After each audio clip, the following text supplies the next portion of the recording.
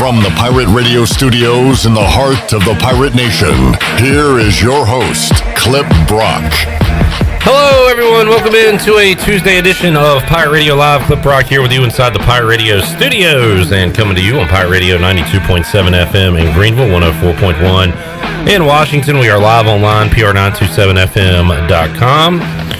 You can find us on Facebook Live and YouTube Live. Subscribe to Pirate Radio TV so you can see all the videos we upload on YouTube, including this program, The Brian Bailey Show, all of our post-game Zooms, and other miscellaneous videos we put up there on YouTube.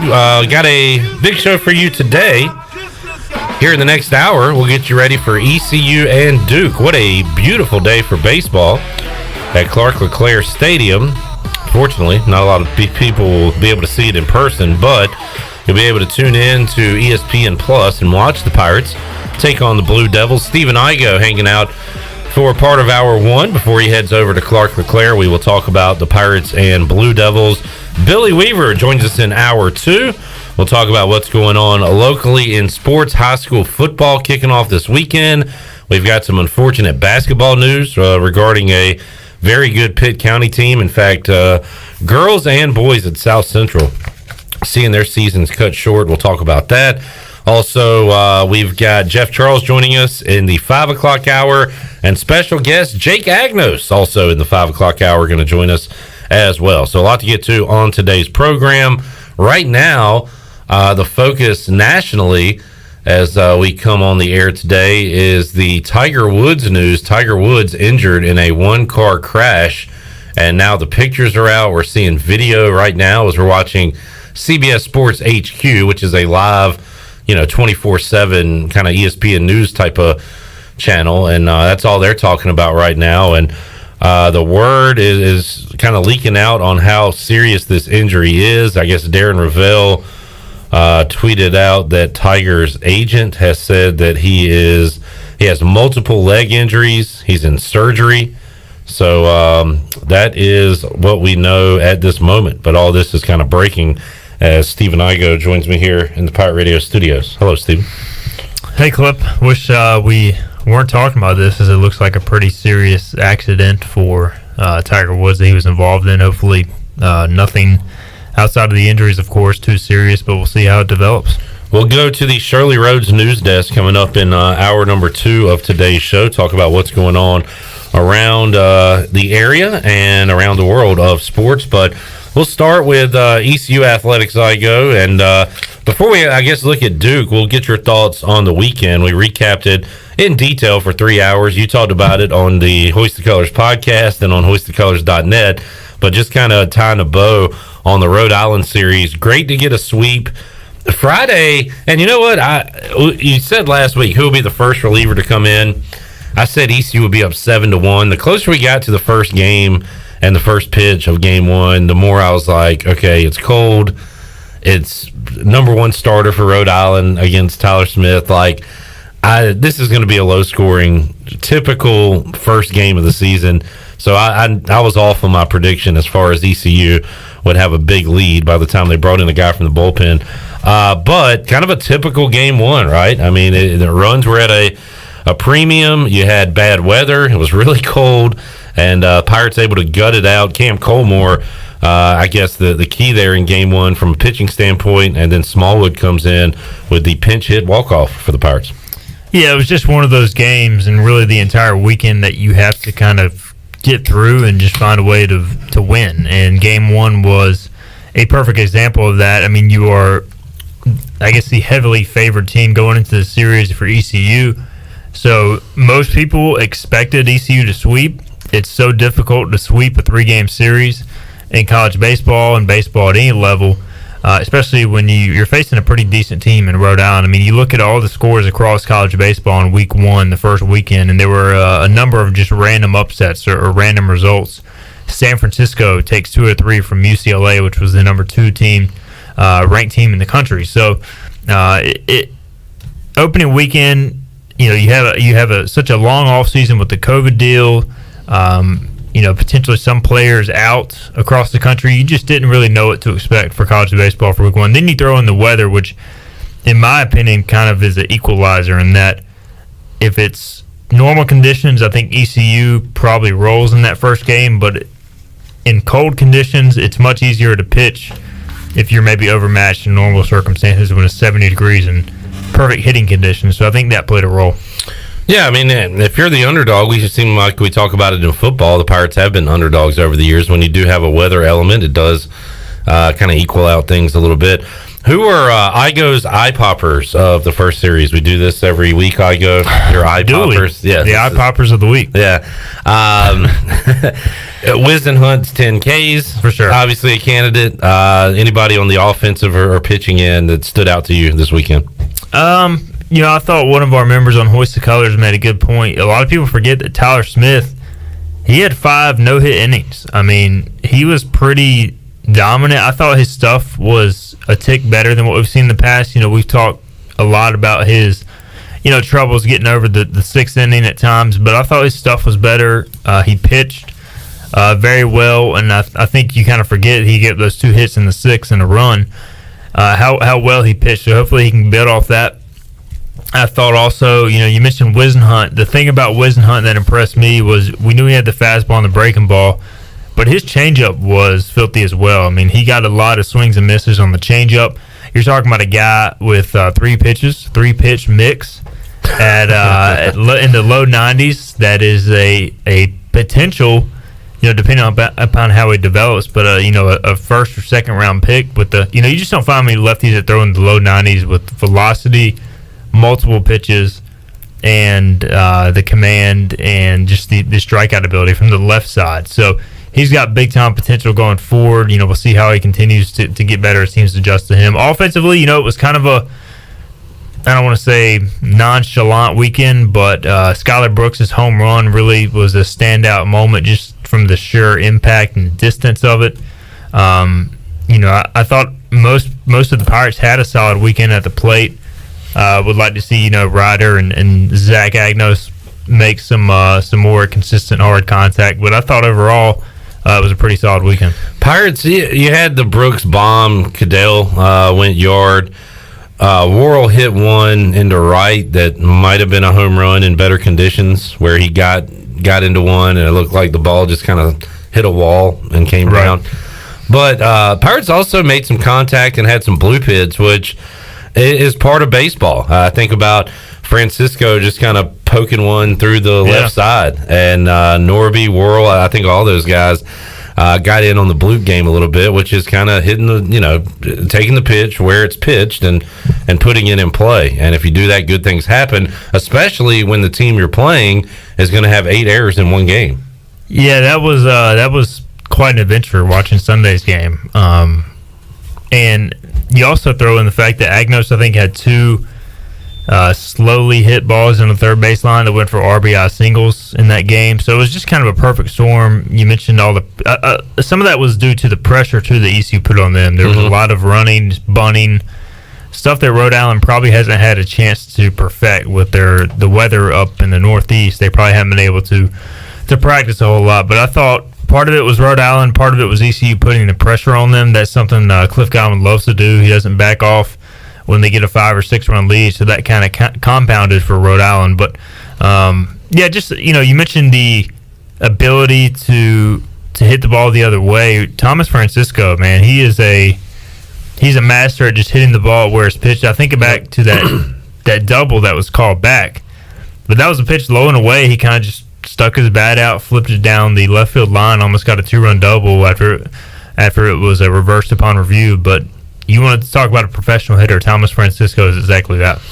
All right, as we move on to Duke, let's hear what Cliff Godwin had to say about the Blue Devils yesterday on the Brian Bailey Show, as he gave his thoughts with Double B on this matchup coming up at 4 o'clock. Going forward with the Duke game, I mean, how important is it for these guys that are in state and they know how big baseball is in this state, and to get a chance to play a team like Duke early, it's got to mean a lot to them. Well, Duke has come so far since I played, back in the day, and what Coach Pollard's done there. I mean, look, no offense to Duke back then, but we were a lot better than Duke back when I played, and we would a lot of times handle them fairly easy. That's not the case now. It's They are a super regional team, and they are well coached. They have players from all over the country. They're very talented. They do a great job recruiting, and they do a great job of getting their guys to buy into their philosophy. So we'll have our hands full tomorrow for sure. This is an important game, Igoe. I mean, looking at the schedule, how many RPI games like this will you have the rest of the year? I don't think you have any to this effect with playing against Duke. I mean, this is not to put all the eggs in your first non-conference game basket, but an important game, I think, at the end of the year when you look back on these matchups, these two games against Duke. Yeah, for sure. I think Duke is going to be a very high RPI team. You know, them already winning a series at Coastal Carolina, which is traditionally a very high RPI team, is going to pay dividends for them down the line. So, yeah, you look at the first weekend of American Athletic Conference play, I was pretty unimpressed by the league. I mean, the league did not seem to fare well. South Florida has fallen off a cliff under their coach. I can't remember his name. Ever since the guy left for South Carolina, they have not been the same program. And so that them being down has hurt. You lose UConn, which I think won a series at Virginia or at least competed well. You know, so it'd be good to still have them in the league. But them being gone, I mean, that's like a top 15, top 20 RPI team every year that's not in your league anymore. And UCF lost 2 out of 3 to FAU. Tulane lost 2 out of 3 to Louisiana. So I don't know. You know, we'll see how the league ends up playing out. But I think Duke, UNC, UNCW usually got a pretty good RPI, but you're going to have to rack up a lot of wins if the non-conference or the conference schedule isn't that strong as we've seen in the past years. And ECU's had Duke's number, right? It seems like, going off memory, the Pirates have been able to put up some runs during these weekday matchups against Duke in the past. Yes, Duke.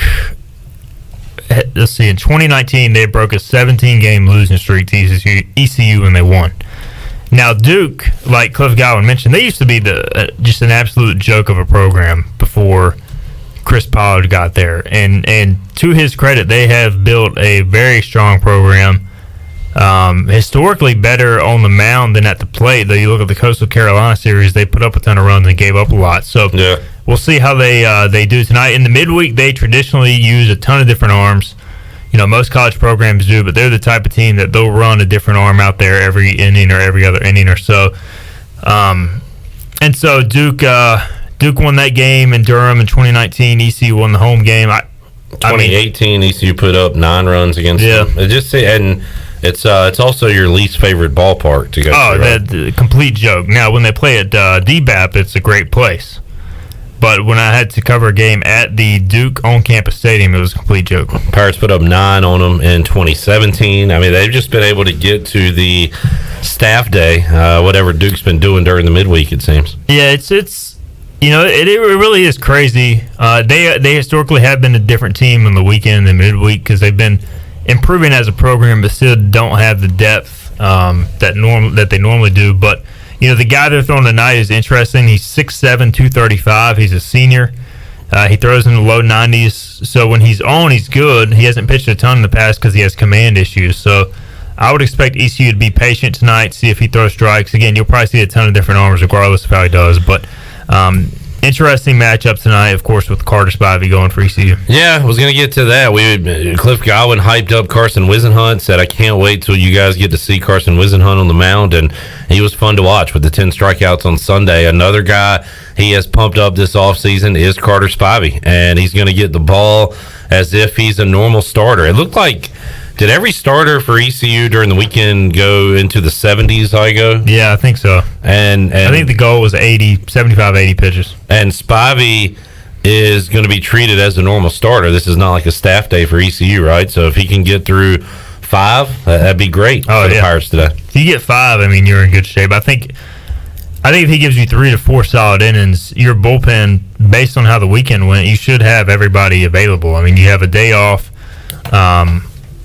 Colmore didn't throw on Sunday. He should be able to go. Matt Bridges didn't throw after Friday. Saylor didn't throw after Friday. Mayhew might be a stretch because he threw Friday and Sunday, I believe, but even then he bounces back pretty good. I mean, you should have your entire arsenal available. So I would think if you get 4 or 5 innings out out of Spivey, he'll be in great shape. So I hope he goes out there and has a clean first inning, kind of get some confidence going. Again, Duke, very good lineup, but if he throws strikes, I think with his defense, ECU's got a chance to get off to a good start. Stephen Igoe, Hoist the Colors, joining us here inside the Pirate Radio studios. We will take a timeout, come back, have more with Igoe. We'll talk Pirate basketball as the pause continues. ECU now down to 2 games remaining on the schedule, and once we get into next week, that is the final week of the regular season, if I'm not mistaken. So, yikes. When will the Pirates play? Will they play again? We'll talk a little Pirate hoops, Pirate football, and what's going on with Igoe's Seattle Mariners. We'll talk about that as well when we return on Pirate Radio Live after this.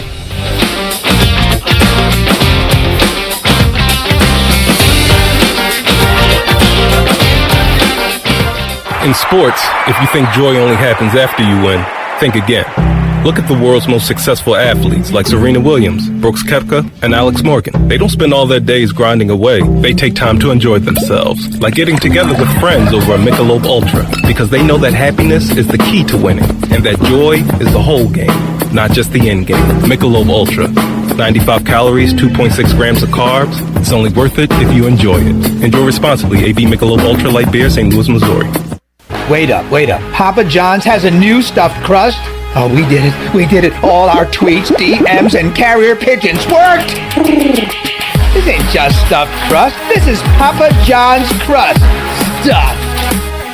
Hey, Pirate fans, order the new Epic Stuffed Crust One-Topping Pizza for only $12. The new Epic Stuffed Crust Pizza is the MVP move for game day or any day. Place your order online at papajohns.com and sign up for Papa Rewards. Papa John's, the official pizza of the ECU Pirates. Did you know time spent outdoors can help improve your children's health and bring balance to their life? The Outdoor Heritage Advisory Council invites you to join the Patch program. This program is for any child under the age of 16 and includes activities like fishing, hunting, and hiking. These are just one of the many ways you can earn the exclusive patches from the Outdoor Heritage Council. For more information on how to sign up and get your adventure started, visit outdoorheritage.nc.gov.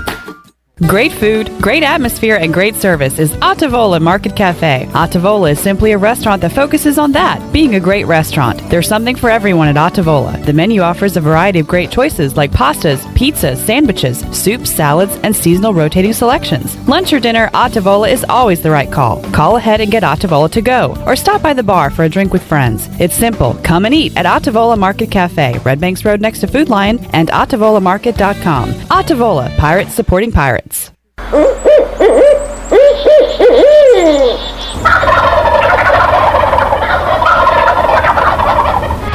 Join us for the first annual North Carolina Strut Masters Championship on Saturday, April 10th.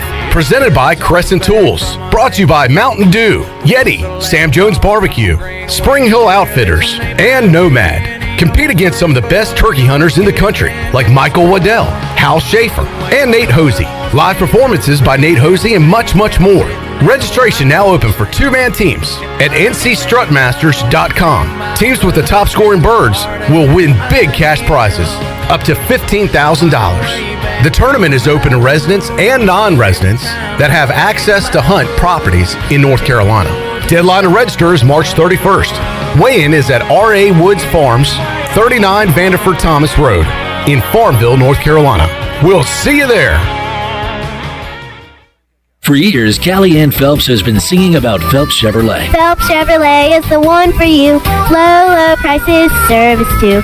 See the big dealer right away. Carolina's finest, Phelps Chevrolet. And you'll agree with what Schuyler Phelps has to say. Nobody beats Phelps Chevrolet's prices. Nobody. The name you can depend on. Phelps Chevrolet. Get you one. Find new roads with Chevrolet. Then come find yours at Phelps Chevrolet in Greenville. this is what you want, this is how you get it. For less during Bostic Sugg Furniture's President's Day sale. Beautiful furniture at historic savings up to 15% off. All in stock. Custom orders, bedding, and clearance up to 15% off. Plus 12 months special financing or 60 months special financing. Step up to better sleep on a comfortable Restonic mattress and get a free box spring. It's a President's Day sale not to be missed. Going on now at Bostic Sugg Furniture. This is Brian Bailey, host of The Brian Bailey Show, and you're listening to Pirate Radio, the voice of the Pirate Nation.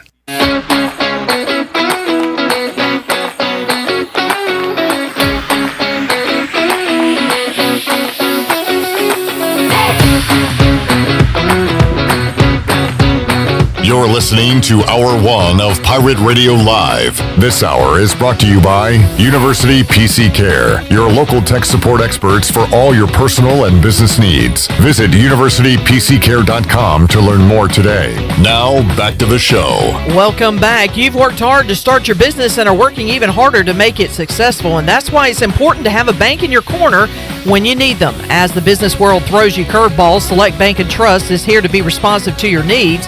Select Bank's teams of local bankers can make local decisions and cares about you, the customer. Get the business services that are right for your business today with Select Bank and Trust.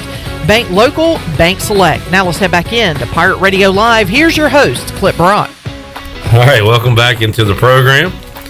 Clip Brock, Stephen Igoe, hanging out in the Pirate Radio studios. Someone asked on Facebook Live, is this on ESPN Plus? Today's game will be on ESPN Plus. So while you're watching, make sure you're listening to Pirate Radio Live. Another note, ECU Athletics. So we had talked about this yesterday. A group of passionate fans tailgated across the street from Clark LeClaire at Stratford Arms, and were watching the game on TV and yelling and cheering for the Pirates, and they kind of moved over into the baseball parking lot, the Clark LeClaire lot. And then earlier today, I saw ECU Athletics put on Twitter a friendly reminder that no tailgating or social gatherings are allowed on university property in compliance with state COVID-19 orders. We appreciate your patience and support. We look forward to when we can have fans safely attend events in the future. So, kind of a bummer there. It looks like it's trending towards maybe the restrictions being relaxed a little bit. Stephen, are you following this at all? I mean, I've briefly followed it. I'm not going to pretend like I know what's going on in the heart of it and the heat of it. So, haven't people been saying that Governor Cooper is supposed to potentially make a ruling this week at today, some point? Tomorrow? Would have been nice. It would have been if it would have been last night in effect for today, but. I mean, you got season openers coming up for high school football as early as Thursday, right? A couple teams have moved up due to weather, maybe. So yeah. What's that noise? Don't know.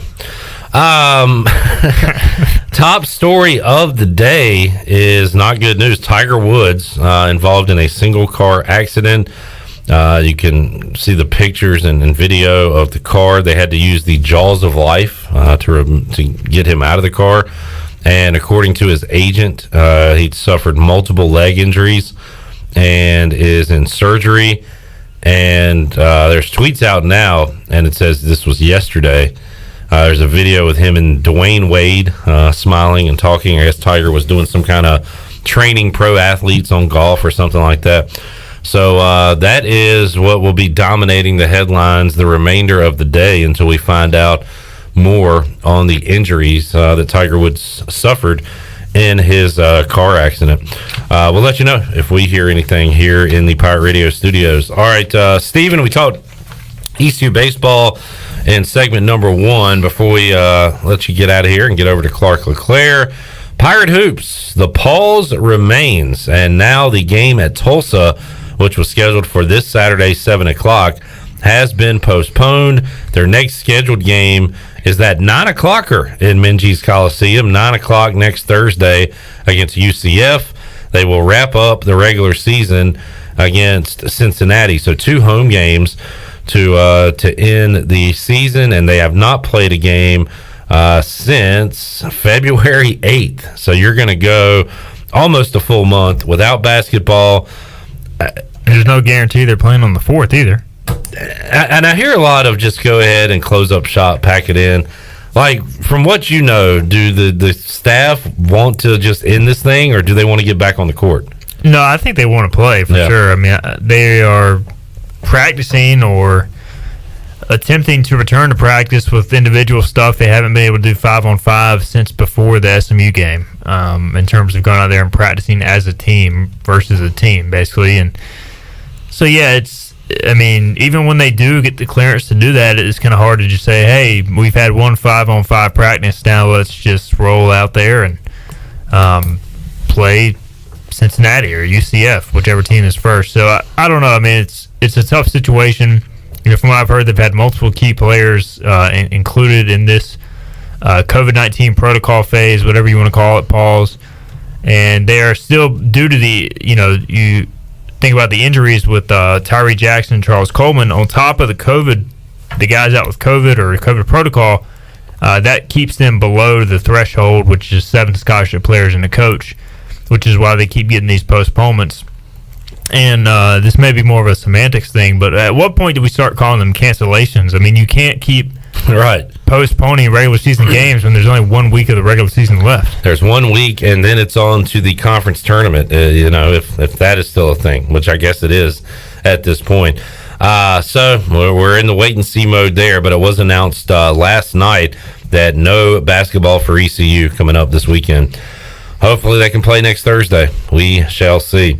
Stephen, let's talk about, by the way, on this day in 2004, a huge trade was made with regarding our NFL team, Stephen Igoe. Champ Bailey, Redskins cornerback, traded to the Broncos for Clinton Portis, Broncos running back. And you said it earlier today, one of the rare trades that works out for both teams. Champ Bailey went on to be a Hall of Famer. Clinton Portis went on to be a great running back, and from my point of view, carried the Redskins to the playoffs in 05 and 07. He made football fun. He was with his buddy Santana Moss and got the team to draft Sean Taylor. So, from my standpoint, I would love to have Champ Bailey, but can't complain about what Clinton Portis did to not only on the field, but he kind of just made it fun and even cool to be a Redskins fan. They were kind of a boring team, but he made them a lot of fun. So you don't see that a lot, where the trade kind of works out for both teams. Yeah, and I mean, I love both those players. Clinton Portis was awesome with Denver. I still remember the ultimate fantasy game he had against the Kansas City Chiefs, where he had 250 yards and 5 touchdowns. And I had him on my team. He put up 80 points that week or something ridiculous. But so it was painful when they traded him, but Champ was awesome. He quickly became my favorite Broncos player during that era. And, it's a shame he never won a Super Bowl with Denver. I think he was on the team that lost to the Seahawks, but then had retired by the time. So what did they do that year that they beat the Patriots, when he had that big return? So that was the divisional round. They had a first round bye. They beat the Pats with Plummer, and then they lost to the Steelers at home in the AFC Championship game, and Big Ben's on his way to his first Super Bowl when they beat the Seahawks.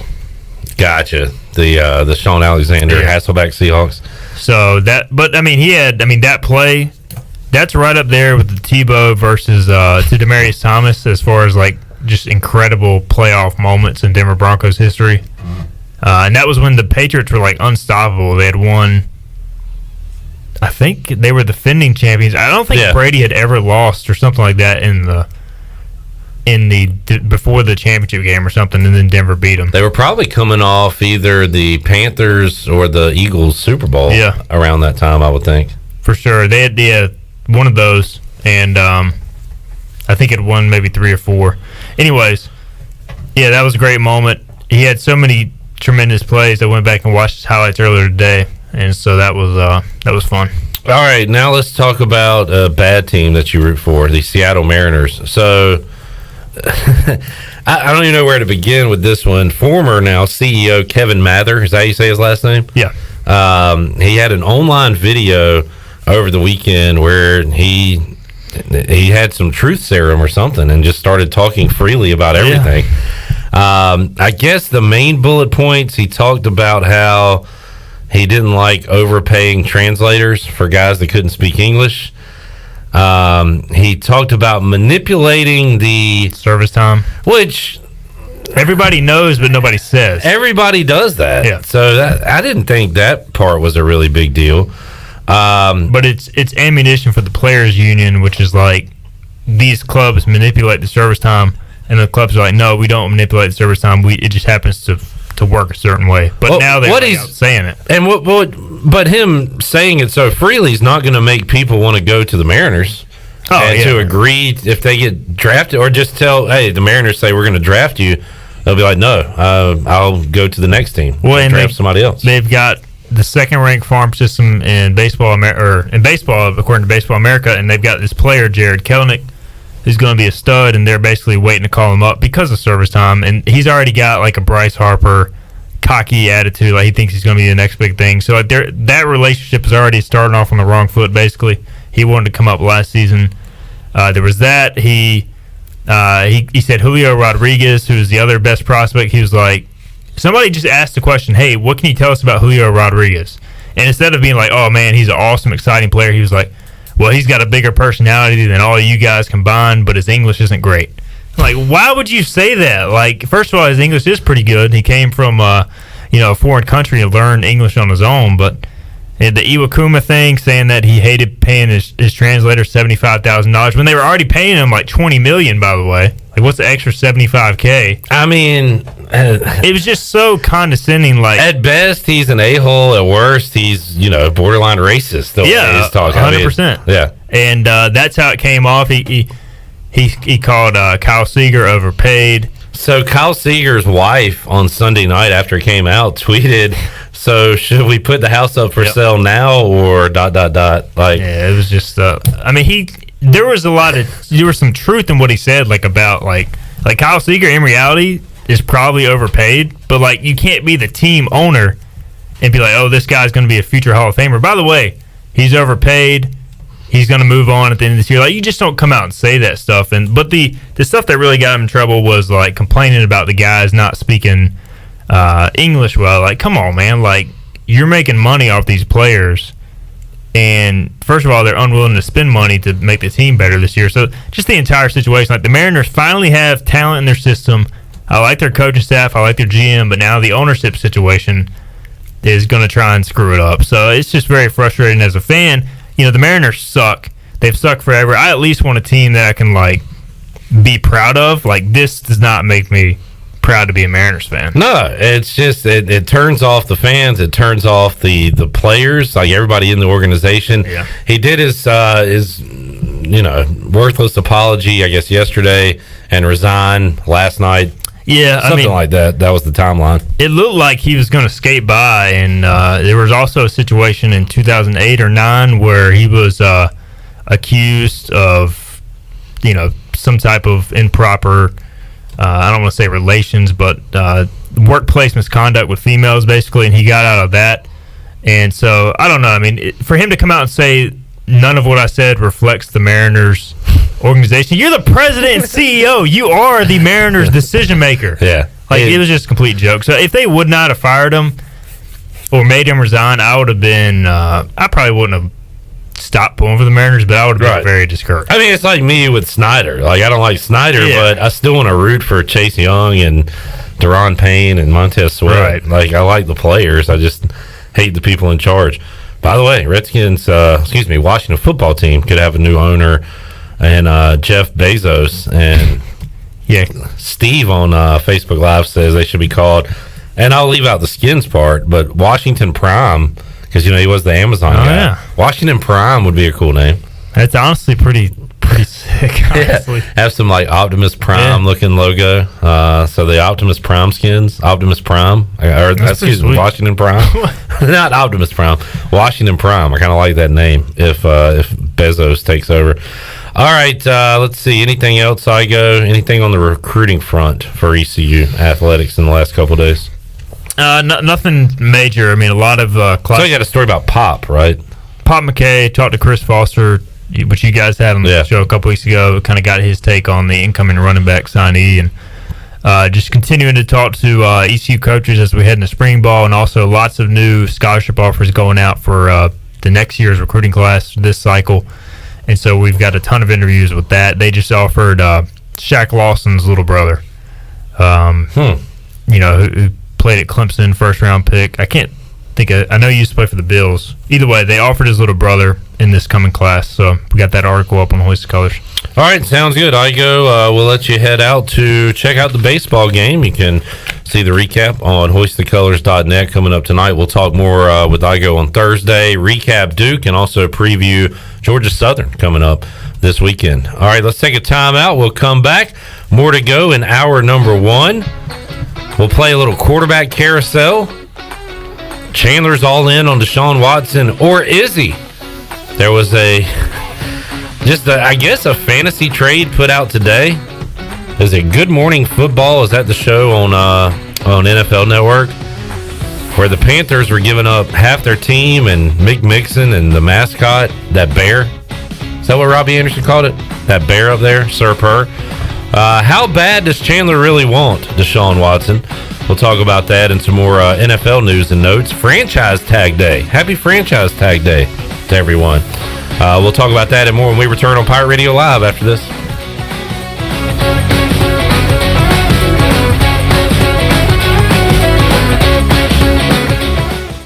This is Martin Truex Jr., and as a NASCAR Cup Series champion, I love one-stop shopping. When I need fresh tires or fuel during a race, my pit crew takes care of everything. Off the track, I have an auto owner's independent agent. They handle all my insurance in one place: car, home, life, and business. Get your own pit crew and find a local agency with auto owner's insurance. This is Brian Smith with Town Insurance in Greenville. Call me today at 756-8300. Go Pirates! East Coast Grading and Utilities is your source for clearing, hauling dirt, and concrete work. East Coast Grading and Utilities handles all sewer and water issues as well. I'm David Bond. Whether putting in a new subdivision or helping you with any and all of your drainage problems, I can get the job done. Call me at 531-7494. No job is too big or too small. East Coast Grading and Utilities. Friends helping friends. 531-7494 for East Coast Grading and Utilities. In studio with Dr. Shondell Jones from Kinetic Physical Therapy. Dr. Jones, you guys are expanding and growing. Yeah, we sure are. One of the things that a lot of people don't know is that we actually have a pediatric practice as well. It's called Kinetic Pediatric Therapy. We've got speech, physical, and occupational therapy there just for kids. If you're concerned about your child's development or just want to make sure they're on track, you can bring them in for a screen. If they need evaluation, we're able to do that and help them continue to develop. For more information, you can visit us at kptkids.com or give us a call, 689-6043.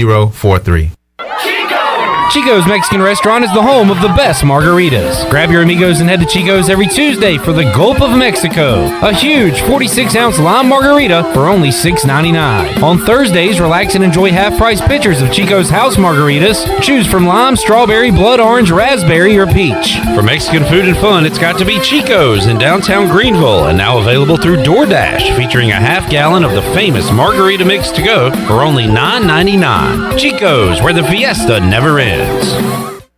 There's no better time to drive away with a quality pre-owned car, truck, or SUV from Greenville Auto World. Greenville Auto World is your authorized rough country dealer. We specialize in lift and leveling kits along with custom wheel packages.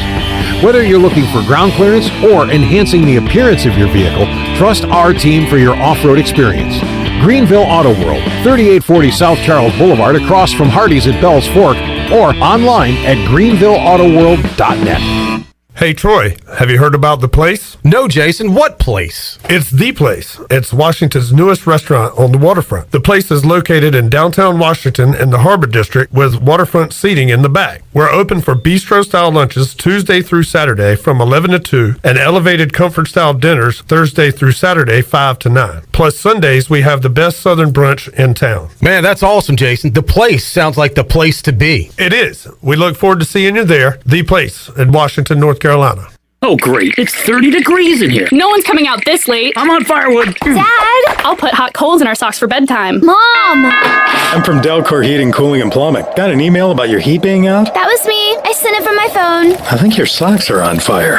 Delcor responds to heating emergencies 24 hours a day. Go to delcorinc.com or call 252-321-8868. Get a new train system with special financing for 60 months, subject to credit approval. It's hard to stop a train. Offer expires 3/31/21. In studio with String Bean, also known as Rob Hall to friends and family, YF3. Told somebody recently that how many guys could you call if something hit the fan at 2 o'clock in the morning that would be there for you? A lot of folks don't know who they'd call. I have 100 guys that I could call that I know would be there. So F3 is a band of brothers, and if you're looking for a group of guys that'll hold you accountable and will push you to be a better father, to be a better leader, to be a better citizen in the community, F3 is for you. Learn more today at f3enc.com.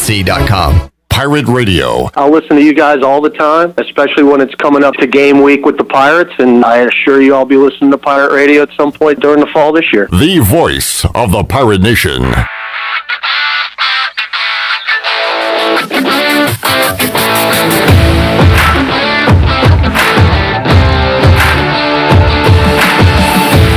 You're listening to Hour 1 of Pirate Radio Live. This hour is brought to you by University PC Care, your local tech support experts for all your personal and business needs. Visit universitypccare.com to learn more today. Now, back to the show. Welcome back. Are you in outside sales and looking for an opportunity to increase your earning potential? Well, Copy Pro has been in Eastern North Carolina for over 45 years and continues to grow each year, and they are in need of more sales professionals with a desire to potentially make a six-figure income. Do you have what it takes? Visit copypro.net today to submit your resume and to learn more. And Clip, we were talking earlier in the show about how tailgating was not going to be allowed at the ECU baseball game. Well, some of the folks that actually did some of the tailgating just tweeted out, Pack the Jungle, one of the Twitter accounts just tweeted out about a minute ago. It said, a change of plans. A donor or someone who has the ability to do it has given their tickets to tonight's game to a few of the Jungle members. So some of the Megaphone crew will be out in the jungle tonight. All right, there you go. When there's a will, there's a way. Let's find a way. They always find a way. So we may hear a little bit of the Megaphones coming up this afternoon. One up, on ESPN. One down. Fans in the stands. One up, one down. Bullpen. One up, one down. All right, Shirley Rhodes, Chandler Honeycutt here, intern Tully as well, and Chandler is turning into our resident Frank Caliendo. He's does a great Rick Smith, as we found out yesterday, and was doing some Jim Rome during the break. Chandler, you were cracking me up. Look. Phenomenal. You do video production. Who gives a rat's ass about it? That's really good. That's really good. Chandler's got us. Dude, your lettuce is not fitting in the room. Look, we know Tiger Woods has gotten into a single car crash today. That's enough. Too much. It's absolutely ridiculous. We know he's in a car crash. Leave him alone. And I know the guys that are on hold for my show are going to talk about it. Stop it. You make my show an embarrassment, and you just make yourself look like an ass. And look, I know that he was removed with the jaws of life. Dueling Rome. I've already had so many people call me today, and they say, Romy, Tiger Woods is in... Tiger Woods has been in a car crash. Well, no crap. We know this. It's all over the news. All right, Rome, relax. I hate my callers. I hate my viewers. They're terrible. We have to Give me back my son! Give me back my son! Monkeys. I used to know the whole Alvin's mix, the Jim Rome, like where he just played drop after drop. Why? So a lot of people hate Rome. I I've never enjoyed Rome's television programs, but his radio show, and I used to do a lot of like farming and driving, and where I would be in a truck or a tractor with a radio or something. So I would listen to sports talk radio all day after like Howard Stern in the mornings, and then you go to Rome at noon. And I'm a clone. I'm a Rome fan. I love the inside jokes. I know a lot of people hate them, but yeah. And for the people that kind of just are starting to tune into him, I'm sure they're probably thinking like, "What's this guy talking about?" Because he has a lot of the inside jokes that probably date back to before a lot of these the 90s. So these jokes don't go away. But see, Jim Rome, his career dates back way before my time, and I actually just found out not too long ago. Because I listen to Jim Rome a lot, especially now that he's on Pirate Radio's programming. So he got into a fight live on the air. Jim Everett with a former quarterback, and I kept calling him Chris Everett. Yeah, because Chris Everett, the women's tennis player, he called Jim Chris, and Chris said, and Jim said, "I bet you won't do that again. I'll come across this table." Yeah. He's like, "All right, Chris." That was when Rome was a young punk, which now he's kind of an old punk. Yeah. But he was like, "All right, Chris," and he flipped the table on him. All right, Chris, and went after him.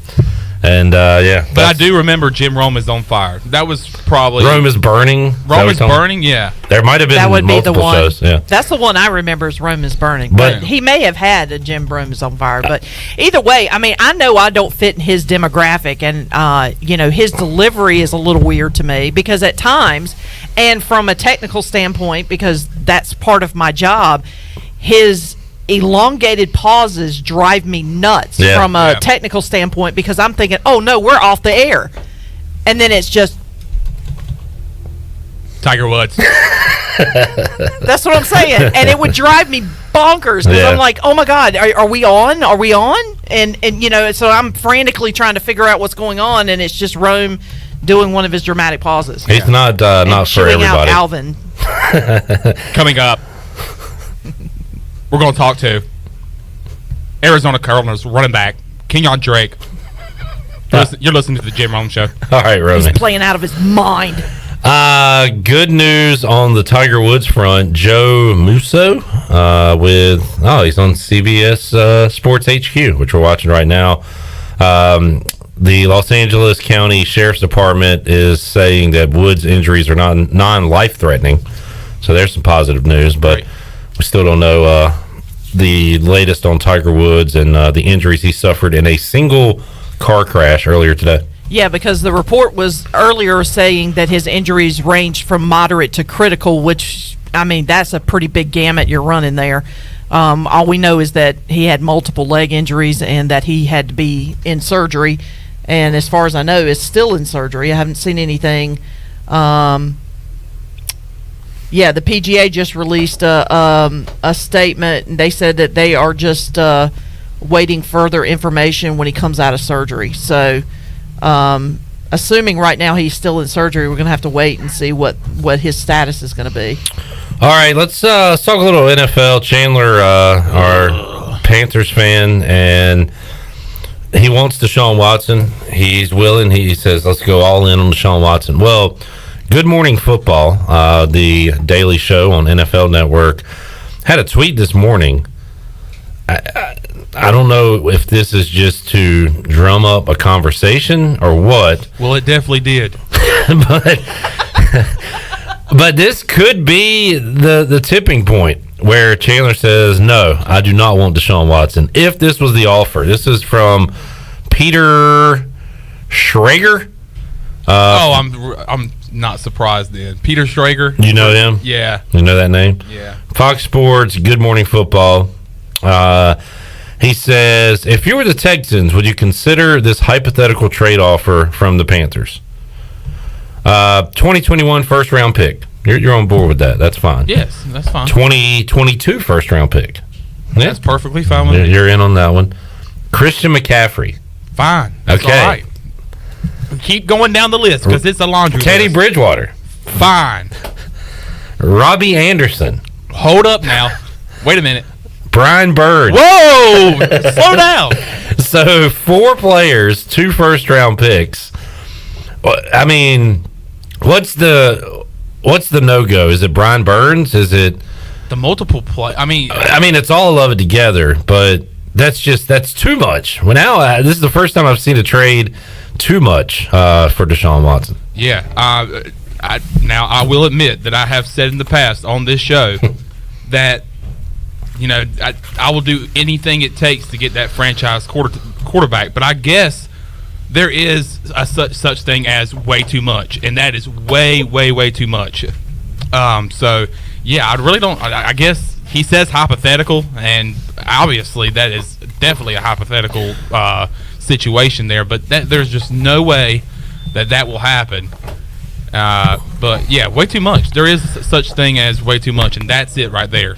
How about 2021 first rounder, 2022 first rounder, 2023 first rounder, McCaffrey? Yes. You would go for that? So 3 first rounders and Christian McCaffrey. Yeah, but the thing that shocks me is that the 8th pick of this year's draft is not up there, because that's what I've seen. That's the 2021 first rounder. Oh man, we're in 2021. I forget that we're in 2021. Yeah. Yeah, absolutely. I would take that. That's fine. Now I have seen where there's a lot of people out there that think 3 first rounders. That's steep. That is steep, but at the same time, I would take that to get Desean Watson. I mean, and I've said it. I've said it multiple times, and I'm gonna stick with it. So, but yeah, and also I don't know if Shirley had this on her news desk, but the Panthers are among 3 teams that. Reportedly, Desean Watson has agreed to look at offers from. Who were? I saw that tweet. Do you remember who they were? I think it was Panthers, Jets, and Miami. Okay, Dolphins, because Tua, Darnold, Bridgewater, all those quarterbacks could be dangled, I guess, as part of the trades. Yeah. If the Texans want to go that route. So I don't know. How are you feeling right now, Chandler? As far as is it starting to feel more real, though? I guess. I mean, especially coming out that Desean Watson has kind of made his we see this in college recruiting all the time where recruits have kind of narrowed down their list to maybe 3 or 4 teams. Yeah. So that's kind of making me think, oh, man, we made the top 3. So, yeah, I am kind of feeling really good about it. But at the same time, I mentioned it yesterday on yesterday's show. I'm just trying not to get to that peak of excitement that I was the very first week that Desean Watson was wanting to trade. I almost lost my mind knowing that we had quarterback woes. We have a new GM coming in. But now things are kind of starting to fall into place. And it's not helping that the Panthers just saved $20 million in cap space last week. So, and of course you have all your media outlets throughout the Charlotte area, kind of writing up stories about, all right, what are the Panthers doing here? Definitely it's evident that something fishy is going on in Charlotte, but once again, I'm just trying not to get my hopes up too high. So, but I mean, I wouldn't be shocked if the Panthers tried to go out and try to get that 26-year-old star quarterback in Desean Watson. All right, so we will talk more Panthers football coming up on Friday with Tony Dunn. We will talk some D.H. Conley football coming up Wednesday on the show with Nate Connor, head coach of the Vikings, as they get their season underway. We've got some high school basketball playoff news when we return, as we'll go to the Shirley Rhodes news desk, talk about the news items of the day. We got Jake Agnos coming up later on in today's program in the 5 o'clock hour. The voice, Jeff Charles, set to join us on today's program as well. And Billy Weaver joins us next hour. Talk about what's going on locally. Talk some NASCAR as well, as they remain in the state of Florida, going to Homestead this Sunday. Looking forward to the remainder of the week as well with Corey Glore on Thursday. We'll get you ready for ECU series against Georgia Southern, who will actually be on the road heading to Statesboro when we talk to him on Thursday. And one of my favorite football guests will join us on Friday at football game plan. Emery Hunt going to join us because he knows a lot about the FCS. We'll talk NFL draft as he's been preparing for that and more with Emery Hunt coming up on Friday's edition of Pirate Radio Live. A lot more to get to on today's show. We'll find out what's going on the Shirley Rhodes News Desk, talk to Billy Weaver, and more in hour 2 of Pirate Radio Live. We're back with you after this.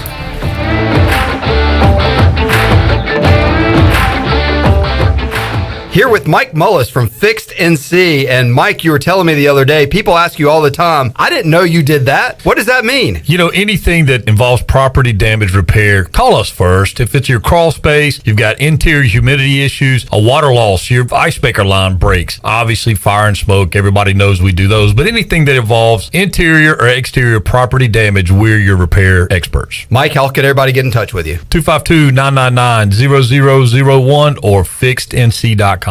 At Jersey Mike's, app is short for appetizing because you'll save 25% with the code JMikes25, but only when you use the Jersey Mike's app, February 15th through 18th.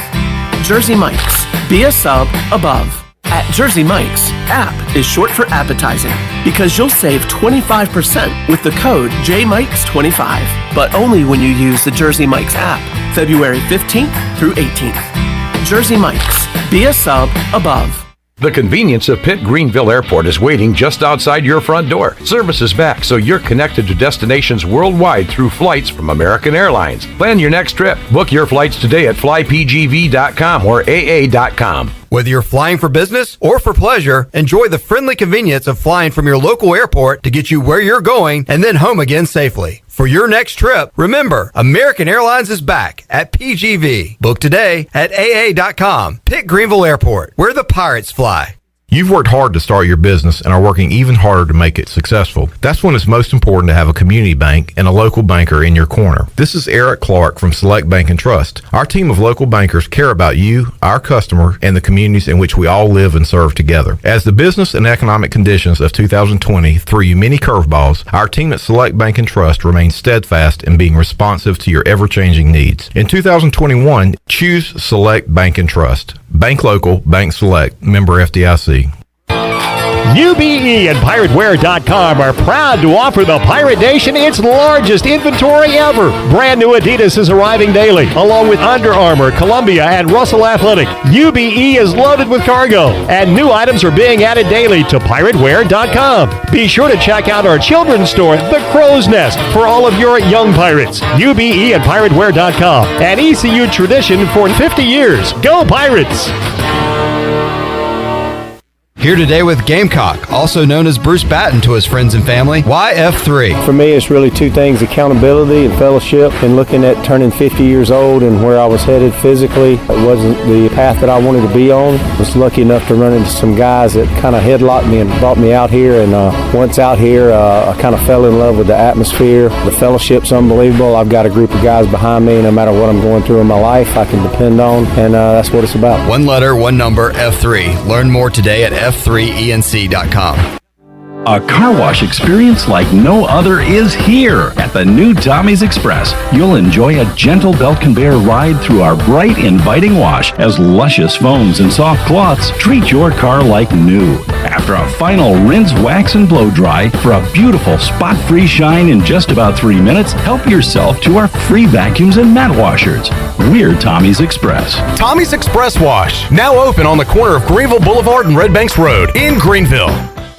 BMS Builders is your premier custom builder in Eastern North Carolina. With Blackwood and Mills Creek in Greenville, Dalton's Cove in Farmville, and Belmar and Ayden, these are just a few of the developments featuring BMS Builders homes. They can build the home of your dreams. Just ask Dr. Dennis Ross in Greenville or East Carolina football coach Mike Houston. They built their homes, and they can build yours as well. BMS Builders. Give them a call at 916-1578 for BMS Builders. This is Pirate Radio, WGHB Farmville, W224EI Greenville, WDLX Washington, and W281CH Washington.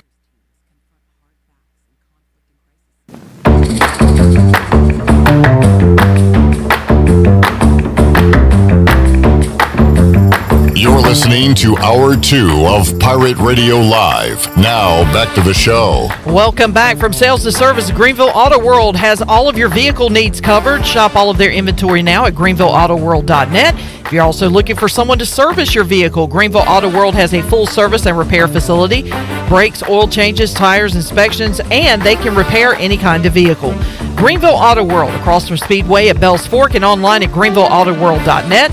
Thanks to Tim Sutton and Jim Rogers of Greenville Auto World for their sponsorship of the program. Now let's head back in to Pirate Radio Live. Here's your host, Clip Barat. Alrighty, back with you. Hour 2 of Pirate Radio Live here on a Tuesday. Billy Weaver coming up in just a little bit. We've got Jake Agnos in Hour 3 of today's show, as well as the voice, Jeff Charles. So a lot to get to on this Tuesday afternoon. We will now go over to the Shirley Rhodes News Desk, talk about some of the news and notes going on in the world of sports. Again, Shirley, the top story, if people are just tuning in, Tiger Woods involved in a single car crash, and he was injured in that. He suffered multiple leg injuries. It has come out that he's non-life threatening, so that's positive news, but currently in surgery, according to his agent, Mark Steinberg. That was an hour ago, so is either in the process of surgery or has gone through surgery, and that's, I think, all we know at this moment. Yeah, I'm not seeing anything else new in terms of that story. We're just going to keep a close eye on Twitter because that's where a lot of our news has been coming out pretty quickly. So we're going to keep an eye on that, and we'll update you from now until 6 o'clock in case something does change. But as of right now, all the information we have is that about 7:12 a.m. His time, he was involved in a single car accident. It looks like he went off an embankment and had a rollover, and they had to extract him from the car. He had multiple leg injuries, according to his agent, and was in surgery, and that they're non-life threatening. That's all we know right now. I'm kind of surprised it took that long to get out, because that would be, 10, 12 a.m. our time, right? Yeah, well, I think a lot of it has to do with where he is and his level of celebrity. I mean, there was a lot of heat that came down. If you remember when Kobe Bryant was killed in that helicopter crash, the news got out real fast because paramedics were actually sending out either pictures or information, I can't remember which one, to people, and the story got out before they were even able to notify the next of kin of those that perished in the crash. So I think that there's been a lot of heat for that, as far as people that are first responders to scenes like that, and especially someone as widely known as Tiger Woods. They may not have wanted to get that information out, so I think they pretty much kept a pretty tight lid on that. What's interesting is that he had just earlier in the day, or it was earlier today, I don't know if I have to assume that this took place before the accident, but he was with Dwayne Wade on a golf tweet course. that said that was recorded yesterday. Okay, so it was recorded the day before, but he was out with Dwayne Wade playing golf, and Dwayne Wade jokingly asked how his game was to Tiger, and Tiger said, "Yeah, that's good." And then he says, "No," he's like, "It's not bad." He's like, "There's still a lot of work to do," and so they were joking back and forth, and then this happened. So it'll be interesting to see what exactly happened. Did he have a tire blowout and lose control of his car? I mean, what exactly happened that caused the accident? Because once again, it was a single vehicle accident. So there's a lot of information and a lot of questions that still remain to be answered concerning the story. Yeah, I mean, if you see the pictures, the video, his car way off the road too. So I don't know. We'll find all those details out as they come out. All right, Shirley, what else is going on? I know we talked about this earlier off the air. Really some bad news. I believe South Central's girls had already had to stop their basketball activities due to COVID. And then some more news regarding South Central came out today. Yeah, unfortunately, the boys also had to forfeit their spot in the 4A basketball state playoffs because of COVID-19 protocols. this was something that Farmville Central coach Larry Williford talked to Brian Bailey on on Monday, where it's got to be a little bit of luck too, because your team can remain healthy, but if you play another team and they have COVID issues, it could really come back and bite you in the long run. So I don't know if this was one of those cases or if they just had someone test positive within their program. Either way, unfortunately, South Central will finish their season 13-0, and that's it. They can't go any further. They have forfeited their spot. That means Rollsville will advance to the second round because that's who they were scheduled to play, and Southside High School is also having to forfeit their spot in the playoffs because of the same situation. So this is going to be something that we're going to have to keep a close eye on, because you've got a couple of local teams. I mean, South Central obviously making a run. Farmville Central is scheduled to play tonight. The boys are at Hertford County. Both those teams are undefeated. They're 10-0. That tips off at 7 o'clock. The undefeated Farmville Central girls are at Kinston tonight, and they will play. Kinston's 9-3. That tip off is slated for 6 o'clock. So we're gonna have to keep an eye on those games as well, because if, like Larry Williford said, if you've got somebody on the other team, it might not just be. You're gonna have to have a little bit of luck to get through this playoff situation this year. Bailey asked him, what if somebody pops up and has symptoms on your team? What happens then? And Larry Williford just said, you got to pray. You got to pray. You got to pray. Yeah, because it's out of their control at that point. At that point, and it's not one of those situations like you can in college basketball where you can reschedule a game. Yeah, it's either you play or you don't. Well, speaking of college basketball, the policies are different. It's way different, way more money involved and all that. But, we're talking about a tournament format here where a team can't play. So we're running out of time. The other team, it just advances like Rollsville did in this case. What about conference tournaments, NCAA tournaments in college basketball? Is it going to be the same policy? That's a good question. If we get into conference tournaments and one team can't play, you can't reschedule the whole thing. I mean, you got deadlines and dates and everything. I think it's going to be a similar deal where if a team can't play, the other team advances and moves on. Here's an even better question. What if you have two teams that are slated to play each other, but both teams have COVID issues? They cannot. Neither one of them have enough players to field a team to compete. Who advances out of that bracket? Neither. The team on the other side gets a double bye. I don't know. Your guess is as good as mine. I mean, it just seems like, especially with the high school, this one, out of all the tournaments that I have kept an eye on, this one has been the most head-scratching one as far as how it's put together. You go through a random draw.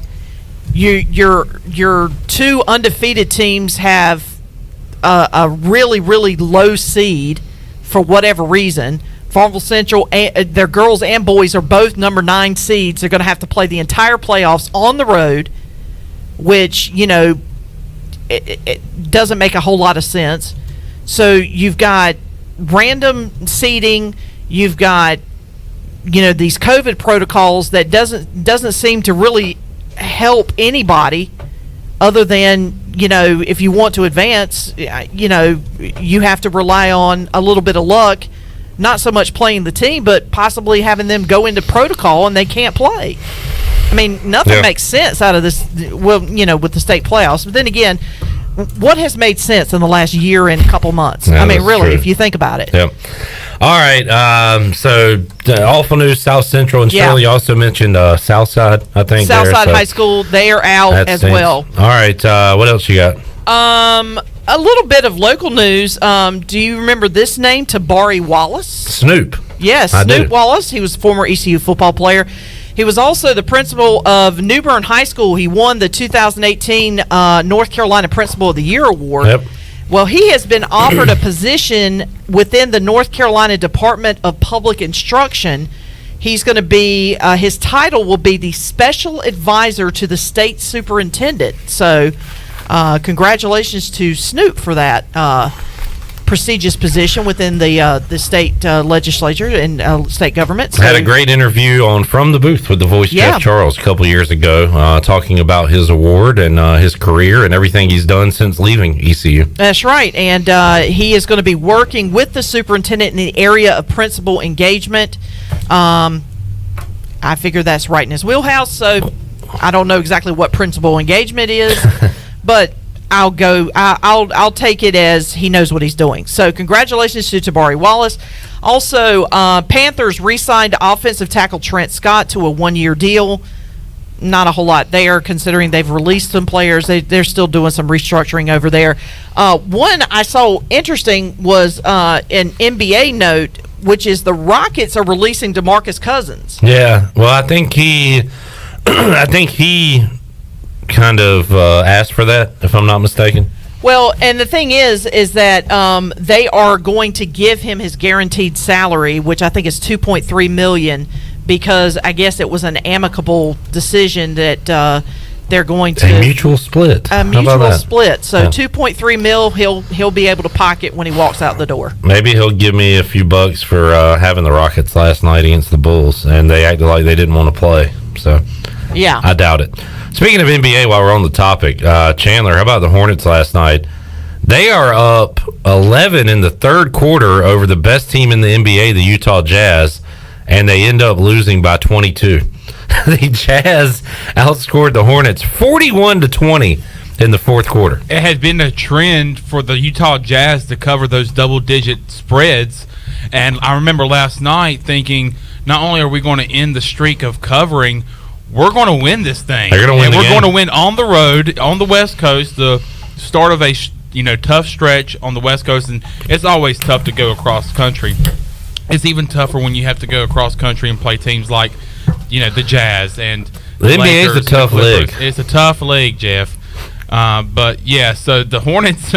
I remember last night thinking, I remember last night thinking, man, the Hornets have a great chance to really, put a stamp on the recent success that they've been having. And Saturday night they got stomped. Yeah, and then got stomped. I mean, what was it? It was almost a 20 point. 132-110. The Jazz took 55 3-pointers. That's way too many. But if you make 28 of them, that's okay. That's pretty good. You can shoot 55. Just 28 of 55. Amazing from downtown. Joe Ingles hit 7. Jordan Clarkson hit 5. Mike Conley hit 4. Donovan Mitchell hit 3. So all of them were gunning last night, and too much. So Utah is the real deal. Yeah, they are 25-6 right now. Yeah, which the is Jazz crazy. are just really just unstoppable. They're untouchable, and expect them to continue this role. Yeah, it appears they will. All right, Shirley, anything else? That's all I have right now. I'm just constantly, checking Twitter just to make sure that first pitch has began for. ECU and Duke are underway because Carter Spivey 1-2-3 in the top of the first. So yeah, and I'm trying to get the video feed pulled up here. So here's some for you. This fires me up, Chandler. I don't know about you and the listeners. I love brackets. I love brackets. I can't help myself. I like brackets. You like brackets? You said I like brackets. I love brackets. I don't love brackets. I like brackets. I guess I love brackets. No. Do you or don't you love brackets? I love brackets. I love brackets, especially around March Madness time. You've really come around. The conference tournaments get started on Thursday. Wow. The Horizon League. Yes. Get fired up, folks. The first round of the Horizon League Championship is this Thursday, and you've got 4 games coming up. So the madness gets underway on Thursday. Every year when conference tournaments, especially the ACC tournament, starts in the NCAA tournament, I just remember being in class and being able to watch the tournament games. Yep. So that was always pretty great cool. Memories. Yeah. Great memories. I like brackets, but I really start disliking them when March Madness rolls around and I am the one that has to count all the points on all the stinking brackets that we have on the door that we do every year. That's when, because usually it's there's always someone who disputes my point totals. Brian Bailey. So that's when I don't like the brackets. I like them. I like them when we put them up. I like them at the end when we take them down. But during the tournament, I'm not too fond of it.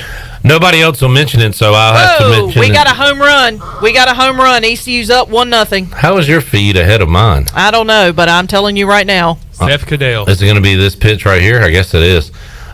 Since nobody's going to mention it, I have to say it myself. I am the defending champion of the Pirate Radio Bracket Challenge. As Cadell goes to right field. Right field. Oppo Guapo. How about that? Oppo. So a ding dong for Seth Cadell. I think that ended up over there on the practice field. Yeah. I loved your home run alert. We have a home run. We have a home run. Well, what did you want me to do? I didn't see it. At first, I saw the umpire give the home run signal, and I could have done a play-by-play call, but... Oh, man, that would have been awesome. It is high. It is far. There's a long drive ball. And it's going to the right field. Long drive ball. That's a unique call. Long drive ball. Long drive ball. Long drive ball. Oh, wait, we got to pop up. And okay, we need to take a break. I'm not a play-by-play person for baseball. Never have been. We need to get to Billy Weaver on the other side of this timeout, as we will talk more about what's going on across the high school landscape. A lot of sports going on. We've got a lot of ECU athletics to discuss, some NASCAR, and more when we return on Pirate Radio Live here on a Tuesday. Back with you after this.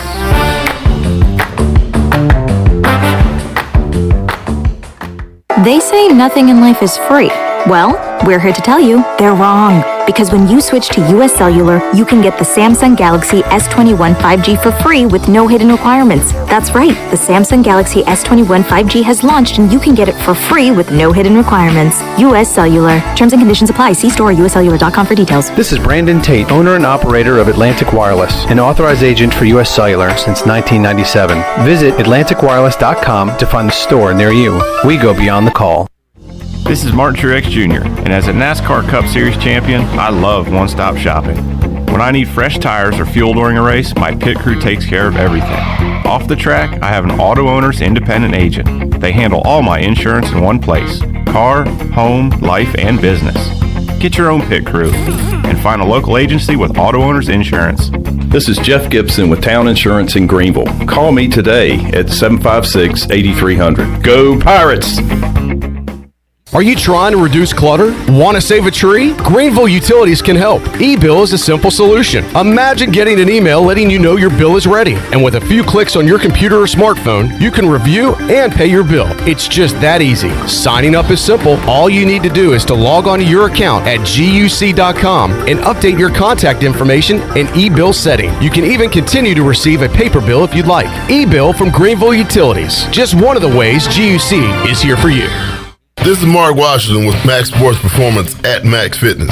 Our facility has reopened and is following all safety protocols. The best thing you can do to strengthen your immune system is, of course, to work out and exercise on a regular basis. I can assist you as your performance coach. You can also enjoy the benefits of a private facility. Avoid the crowds and work out at Max Fitness. Now is the time to get healthy. Max Fitness, just off Highway 43 in the old Ace Hardware building behind Speedway in Greenville. Call me, Mark Washington, 902-4877. Your future is yours to create, and with the leadership development of Army ROTC, you're capable of taking command of it. Even in the midst of a pandemic, enrolling in Army ROTC prepares you to thrive as a full-time college student. Our specialized elective courses will equip you with the skills necessary to succeed in life, all while earning money for education. A strong future takes a strong force. Find out how to lead at goarmy.com/ECU. To learn more, contact Dale Anderson at 252-622-5346 or Anderson DAL at ecu.edu. Hi, this is Billy Parker from Parker's Barbecue. I am so excited to announce a brand new menu item now available at all Parker's locations. Come in for our delicious new boneless wings. Our wings are fresh, hand-cut, right there in the store. Never frozen, and our wings are big. Try them tossed in one of our signature sauces, sweet red barbecue sauce or barbecue honey mustard. Get a boneless wing bag for less than $5. That includes 6 boneless wings with hush puppies and corn sticks. Parker's Barbecue, a homemade tradition for over 50 years. East Coast Grading and Utilities is your source for clearing, hauling dirt, and concrete work. East Coast Grading and Utilities handles all sewer and water issues as well. I'm David Vaughn. Whether putting in a new subdivision or helping you with any and all of your drainage problems, I can get the job done. Call me at 531-7494. No job is too big or too small. East Coast Grading and Utilities. Friends helping friends. 531-7494 for East Coast Grading and Utilities.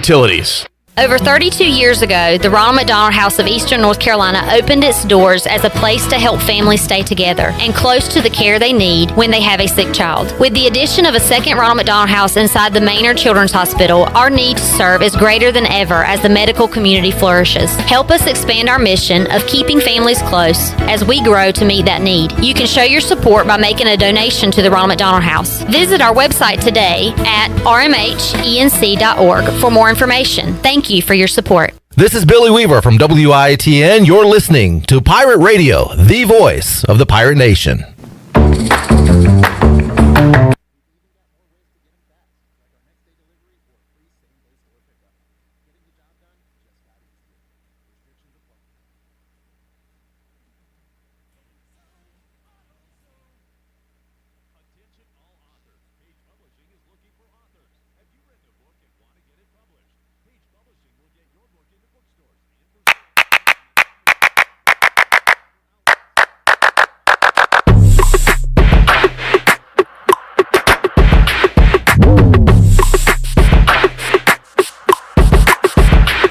You're listening to Hour 2 of Pirate Radio Live. Now, back to the show. Welcome back. Have you heard the news? American Airlines is back and resumed service to Pitt Greenville Airport. Reservations are available now at AA.com. Whether you're flying for business or for pleasure, enjoy the friendly convenience of flying from your local airport to get you where you're going and home again safely.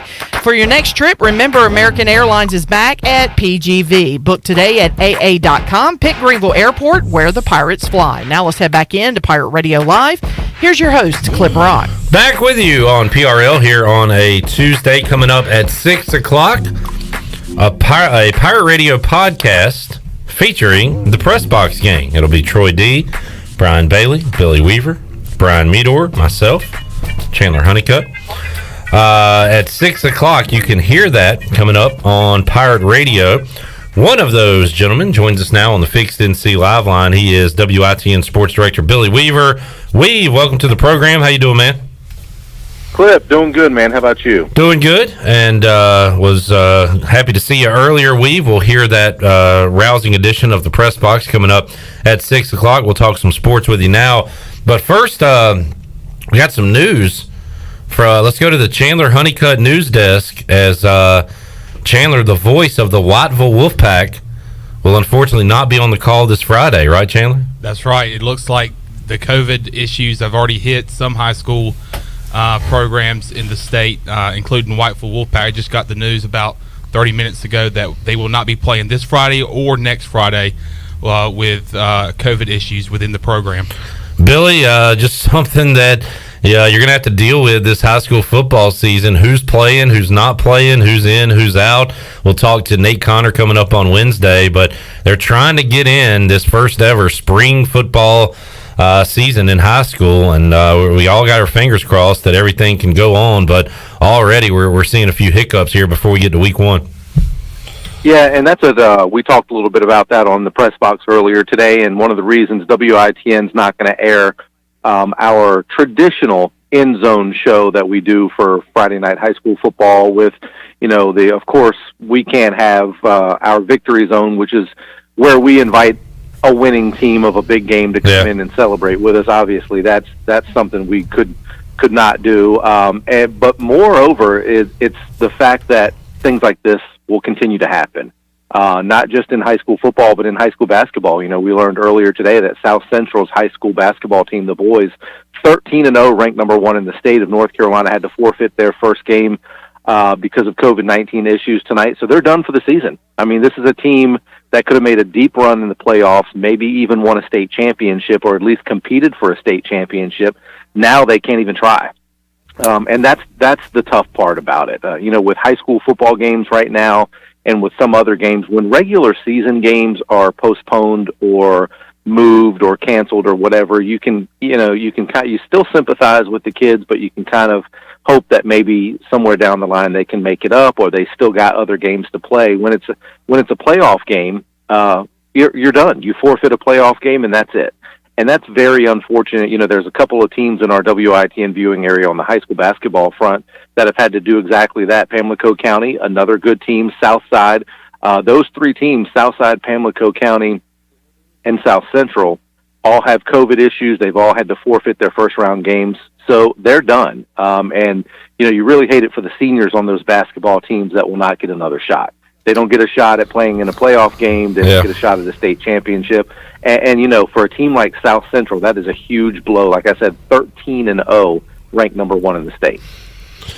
And Billy, we were speculating earlier. It's a whole different level, whole different ball game. A lot more money involved when it comes to college conference tournaments and, of course, the NCAA tournament. But is this a precursor for what we'll see in the college game? If a team can't go, you can't reschedule. I mean, you got deadlines, you got schedules and everything. You just see Team A has COVID, so Team B advances in their conference tournament. And, God forbid we see it in the NCAA tournament. What if COVID issues pop up and we see a team advance without playing a game? I mean, we're seeing it in high school. Do you envision it happening perhaps in college basketball?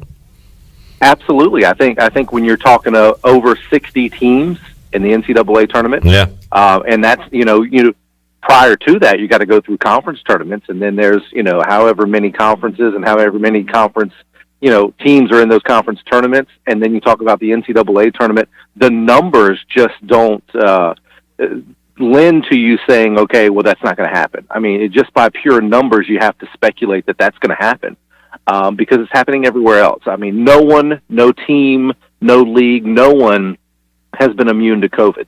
Nobody. And I think that's going to happen in the NCAA tournament. It's going to be unprecedented, and it's going to be a shame because, case in point with South Central, this is a team that could have made a deep run in the playoffs and maybe even competed for a state championship. What if that happens on the collegiate level with the number 1 team in the country, the number 1 seed, or the number 2 seed, or a team that was predicted to go to the Final Four, or maybe a team that was predicted to win it all?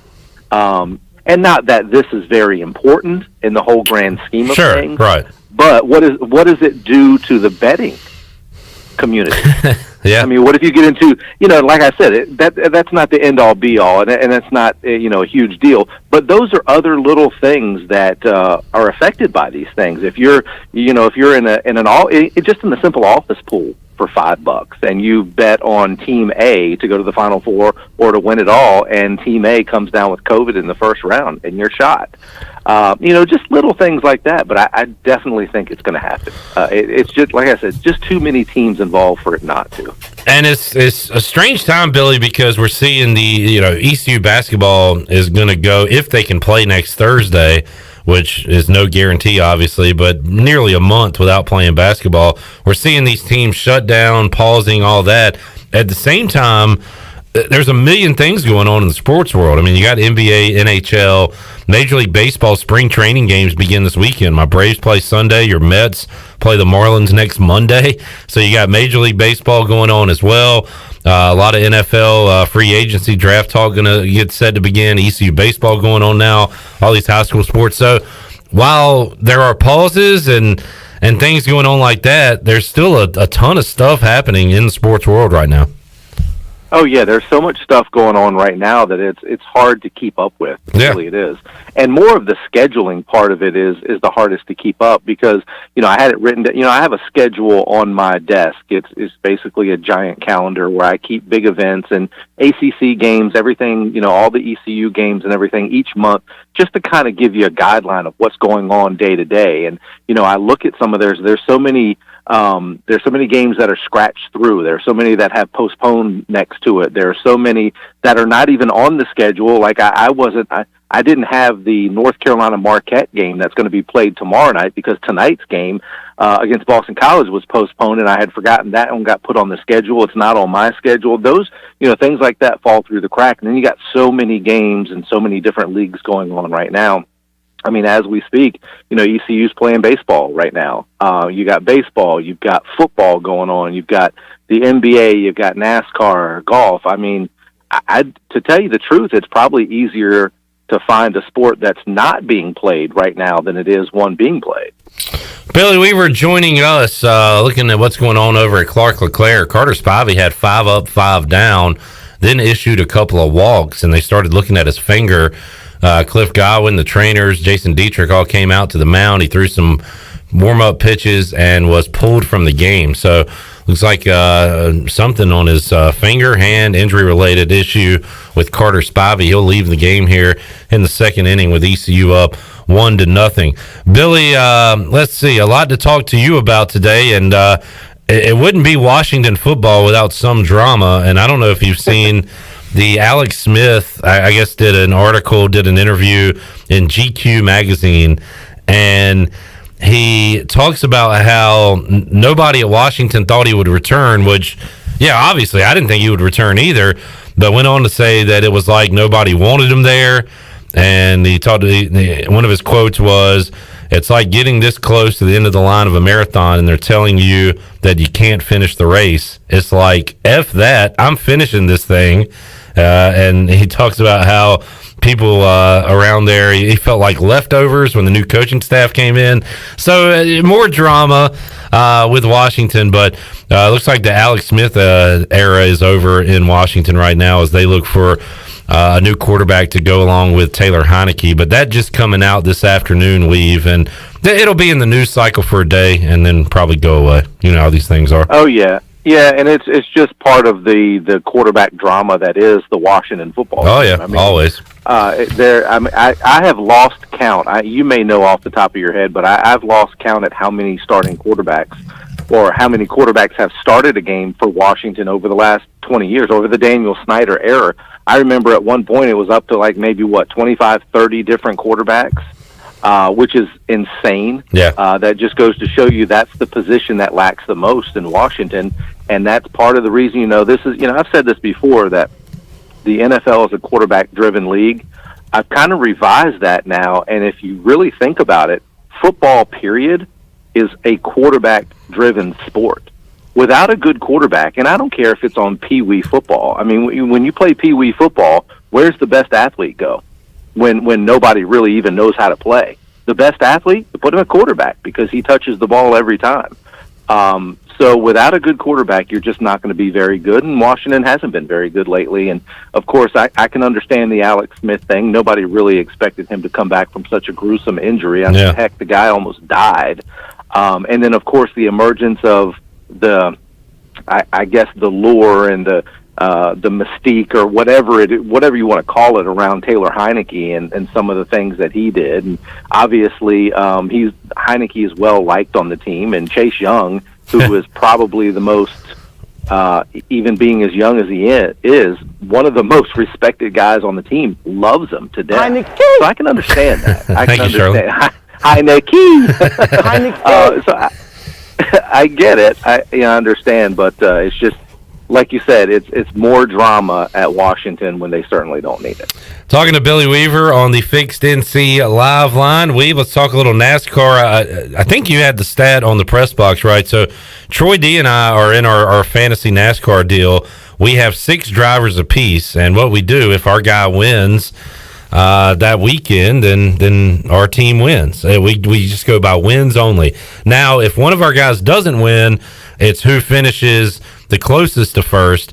We've never had back-to-back weeks where one of our 12 drivers hasn't won, but that has been the case to start the 2021 season. Michael McDowell winning at Daytona, at the Daytona 500, and then Christopher Bell winning the road course at Daytona. And didn't you have a stat about opening the season with 2 first-time winners? Didn't you have that stat earlier?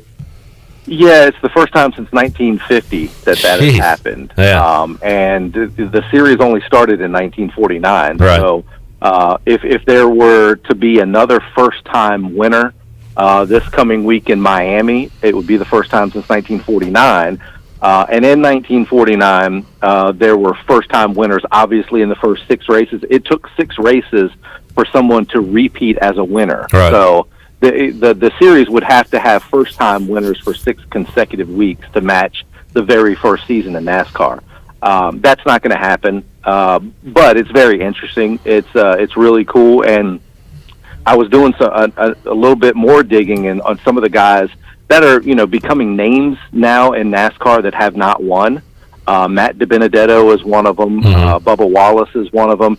One interesting one that I thought was very interesting, Tyler Reddick. Did one of you guys have Tyler Reddick on your team by chance? No, with my last pick, I did get DiBenedetto, though. He's, but no Tyler Reddick. Well, there's a possibility he could win and have it 3, I guess, back-to-back first-time winners at Miami. But the guy that if you were a betting man and you were to bet who would finish best of those guys, or maybe even have a shot at winning at Miami, Tyler Reddick would have to be it. He's won twice there, but in the Xfinity Series. He won a Xfinity Series title. So I'm thinking people need to keep an eye on it. If the trend goes the way it has the last 2 weeks, maybe Tyler Reddick's one of those dark horse picks. I like it. I like the dark horse factor of it. How about the weekend for Joe Gibbs, Billy? The Christopher Bell wins on Sunday, but on Saturday, and good grief, I saw a picture of this guy, Ty Gibbs. He is the grandson of Joe Gibbs. Is that right, Weave? And he looks like he's 14 years old. He is 18 years old and won the Xfinity race on Saturday. Just an amazing weekend for Joe Gibbs Racing and the Joe Gibbs family. Yeah, and it's amazing what he's been able to do in this sport. It's funny, I was watching the race, with my mom. We were sitting, my mom's 81, and, of course, she's grown up a Washington Redskins fan as well. It's kind of in the family. And at the end of the race, when they showed the pit crew for Christopher Bell, and they were showing everybody celebrating and everything, and my mom said, of course everybody's got masks on. My mom said, that guy looks familiar. And I was like, yeah, Mom, that's Joe Gibbs. He's been pretty good at this whole NASCAR thing. So I mean, everything that he's touched has turned to gold. And speaking of the youth, it's so funny because Christopher Bell is one of the younger drivers in NASCAR too. And if you look up his picture, it's funny because he looks like he's about 15 or 16 years old. Funny story is that in August of 2019, we were invited as an NBC affiliate to come up to Charlotte and do some stuff on the new Roval, and they were going to take us around the course and drive us around. And I actually got to drive around the Roval at Charlotte in a Toyota Supra with Christopher Bell. I had heard of him, didn't really know much about him, but I'm in a car going 140 miles an hour once we got up onto the banking at Charlotte Motor Speedway with a guy. I look over driving the car and looks like he's 14 years old. When did you do that, Billy? When did you say that was? August of 2019. Oh, okay. So gotcha. I think he may have been maybe 18 or 19 at the time. He still looks like he hasn't 14. Lost the baby fat on his cheeks. No. I mean, this guy looks almost as young as Gibbs. You're right. Yeah. Yeah, and the funny thing is these I call them kids. I mean, he's an adult, obviously, and he's a grown man. He's now a NASCAR winner. Yeah. But these guys start in go-karts at 5 and 6 years old. So driving is almost like walking to these guys. They've been in it for so long. And Billy, I one more note on Sunday. I enjoyed it. Troy D is a NASCAR novice. He talked about how much he enjoyed the road course on Sunday and the green flag pits and the spin outs, the bumping that went on. It made for a pretty entertaining race, I thought, on Sunday. How do you watch a lot more than we do? How'd you feel about it on Sunday?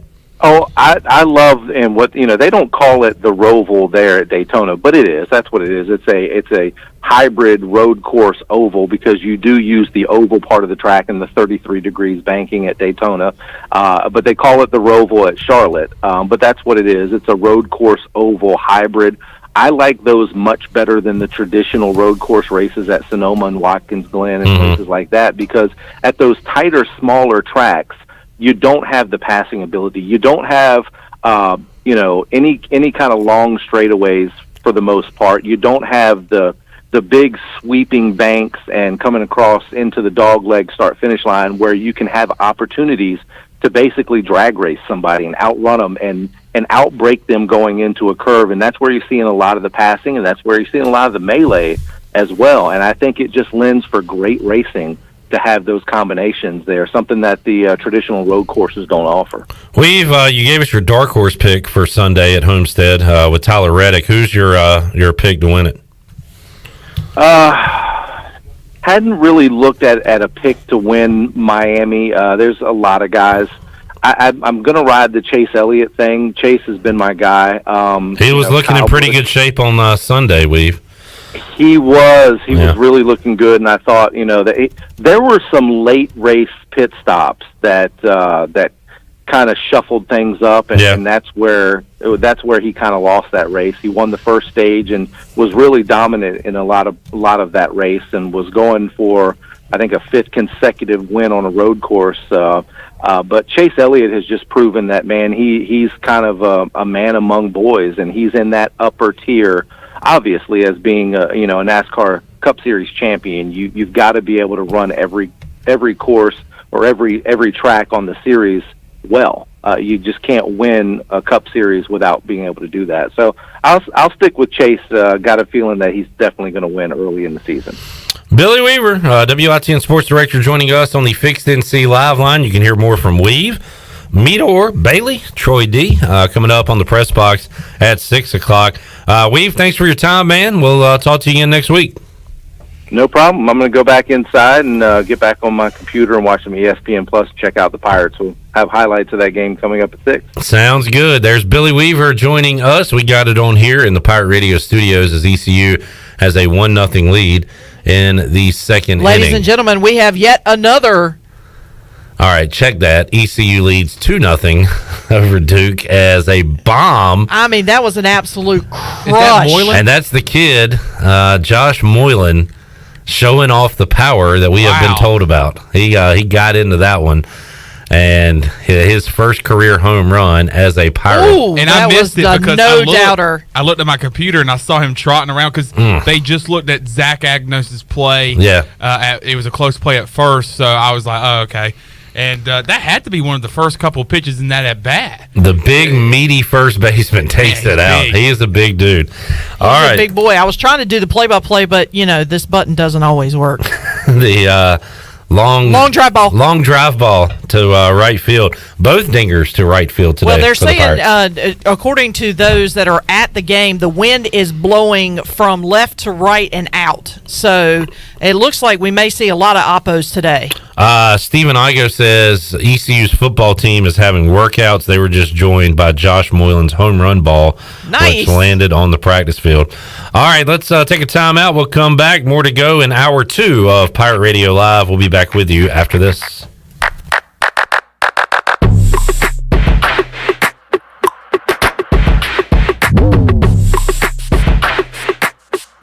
In a world of fake profiles, fake tans, and fake flavors, naturally flavored Michelob Ultra Organic Seltzer strives for realness.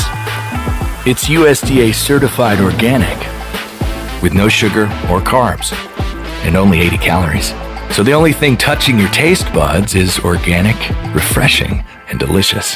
Michelob Ultra Organic Seltzer, as real as it tastes. Enjoy responsibly, not a low-calorie food. Anheuser-Busch Michelob Ultra Organic Seltzer, IRC Beer, St. Louis, Missouri 63118. Hey Pirate fans, it's time to get your yard done right with the new John Deere mower from Quality Equipment. Our premium lawn care lineup is what every homeowner needs this spring. A John Deere will change the way you mow with easy-to-use attachments, effortless steering, and intuitive controls. Right now, save up to $700 on X300, X500, and X700 series mowers. Learn more at QualityEquip.com and get quality done right. Offer ends 3/1/21. Some restrictions apply. See dealer for details. It's bow time. There's something special about the first bite of a Bojangles Cajun Filet biscuit, like an edible alarm clock that slaps you awake with bold Cajun flavor. The moment you sink your teeth into that soft, fluffy, made-from-scratch biscuit, then strike gold with a juicy piece of fried chicken, you'll know. Nothing beats the first bite, except the second first bite. Get a Cajun Filet biscuit combo for just $4.99. It's bow time. Hi, I'm Annalie Newhoff. And I'm Rob Campbell. And we are with CopyPro. We have been locally owned and operated here in Eastern North Carolina for almost 50 years. CopyPro is the leader in office technology. Does your business struggle with keeping printing costs low or producing professional documents? Here at CopyPro, total customer satisfaction is our #1 priority. We have a variety of solutions to help reduce your printing expenses and make your business more productive. Call us today at 1-800-682-6558 or online at copypro.net. CopyPro, we are the professional office systems people. Oh, great. It's 30 degrees in here. No one's coming out this late. I'm on firewood. Dad! I'll put hot coals in our socks for bedtime. Mom! I'm from Delcor Heating, Cooling, and Plumbing. Got an email about your heat being out? That was me. I sent it from my phone. I think your socks are on fire. Delcor responds to heating emergencies 24 hours a day. Go to delcorinc.com or call 252-321-8868. Get a new train system with special financing for 60 months, subject to credit approval. It's hard to stop a train. Offer expires 3/31/21. Warren's Hot Dog Pizza, homemade lemonade. Hey, Pirate Nation, Warren's Hot Dogs, 2 locations are open for business in Greenville and Chocowinity. Both locations have drive-through windows, so stop by today for hot dogs, pizzas, subs, apple and peach turnovers, homemade lemonade, and breakfast in Chocowinity, featuring homemade cheese, ham, and chicken biscuits, plus sausage dogs and more. Warren's in Greenville, across from Ron Ayers Motorsports, and in Chocowinity, next to the fire department. Warren's Hot Dogs. Want some? Get some. Find yourself working from home or at least spending more time there? Want some remodeling for your house or a fresh look? How about a new deck or screened-in porch to add livable space outside? Don't know who to call? Well, you do now. Call the professionals at R&R Remodeling. They've been serving the local community for 15 years. Ronnie and his crew can help you today. Call for a free quote, 252-286-4119, or visit R&R Remodeling on Facebook. R&R Remodeling, construction you can count on. Hey Pirate Nation, this is Sam Jones, and we're open and here to serve you with some of the best whole hog barbecue, chicken, turkey, ribs, and homemade sides every day for lunch and dinner. There are 3 easy ways to enjoy Sam Jones barbecue. Swing by our drive-thru window or try one of our 2 curbside takeout options by calling in your order at 689-6997 or ordering online at samjonesbbq.com. We love Eastern North Carolina, and we invite you to come by and enjoy some great tasting Sam Jones barbecue today. Hi, this is Morgan Ehlers, and you're listening to Pirate Radio, the voice of the Pirate Nation.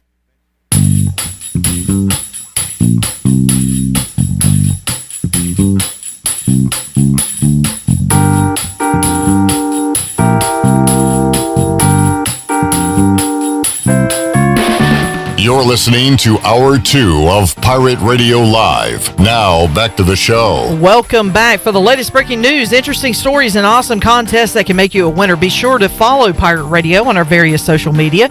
You can find us on Facebook, Twitter, and Instagram at PR927FM. Join the close to 50,000 followers today at PR927FM. Now let's head back in to Pirate Radio Live. Here's your host, Clip Brock. Alrighty, back with you on PRL here on a Tuesday. Got the voice, Jeff Charles, joining us at 5 o'clock. Got Jake Agnos coming up on the show as well. Saw on Facebook Live, we were talking about quarterback drama in Washington with Alex Smith. Some of his comments in a new GQ article a moment ago with fellow Washington fan Billy Weaver, and about all the quarterbacks Dan Snyder has seen since he took over in 1999. Scott, our Maryland resident, says there's been 26 quarterbacks, I guess starting quarterbacks for Washington since Snyder took over. So during the break, I had Chandler come in so he could see I wasn't cheating or anything. And I tried to make the list of quarterbacks that have started for Washington since 1999. How'd you do? I only got 21. That's not bad. I know, but I should know them all, and like they're going to be obvious when I hear them. But here's who I got. So 99 was a really fun season. And Scott, if you're listening, or Steve, another Washington fan, I might have to look up the list, but if you can chime in on who I forgot, please do. But 99 was Brad Johnson airing it out to Westbrook and Connell, and Washington made the playoffs that year, won a playoff game. And then George Jeff, a.k.a. Jeff George, joined the team in 2000. Him and Brad Johnson played. After that was the Marty Schottenheimer year where they had Tony Banks and Kent Graham. I've got them. Then the awful Spurrier era where they had Danny Warfel, Shane Matthews, Patrick Ramsey. So I got those. Then I kind of went out of order. I guess I can go. So Gibbs era, when he came back, was Ramsey and Mark Brunell. And then, and I'll just start naming some. So I remember Josh Johnson was a starter, Donovan McNabb, Jason Campbell. Todd Collins played in a playoff game for Washington when Campbell got hurt. Sexy Rexy Grossman, Robert Griffin III, Colt McCoy, Kirk Cousins, John Beck. I saw him start in a game that I paid money to see, and I don't think I've been since. That was bad. Alex Smith, Dwayne Haskins, Kyle Allen, Taylor Heineke. That's 21. I'm missing 5.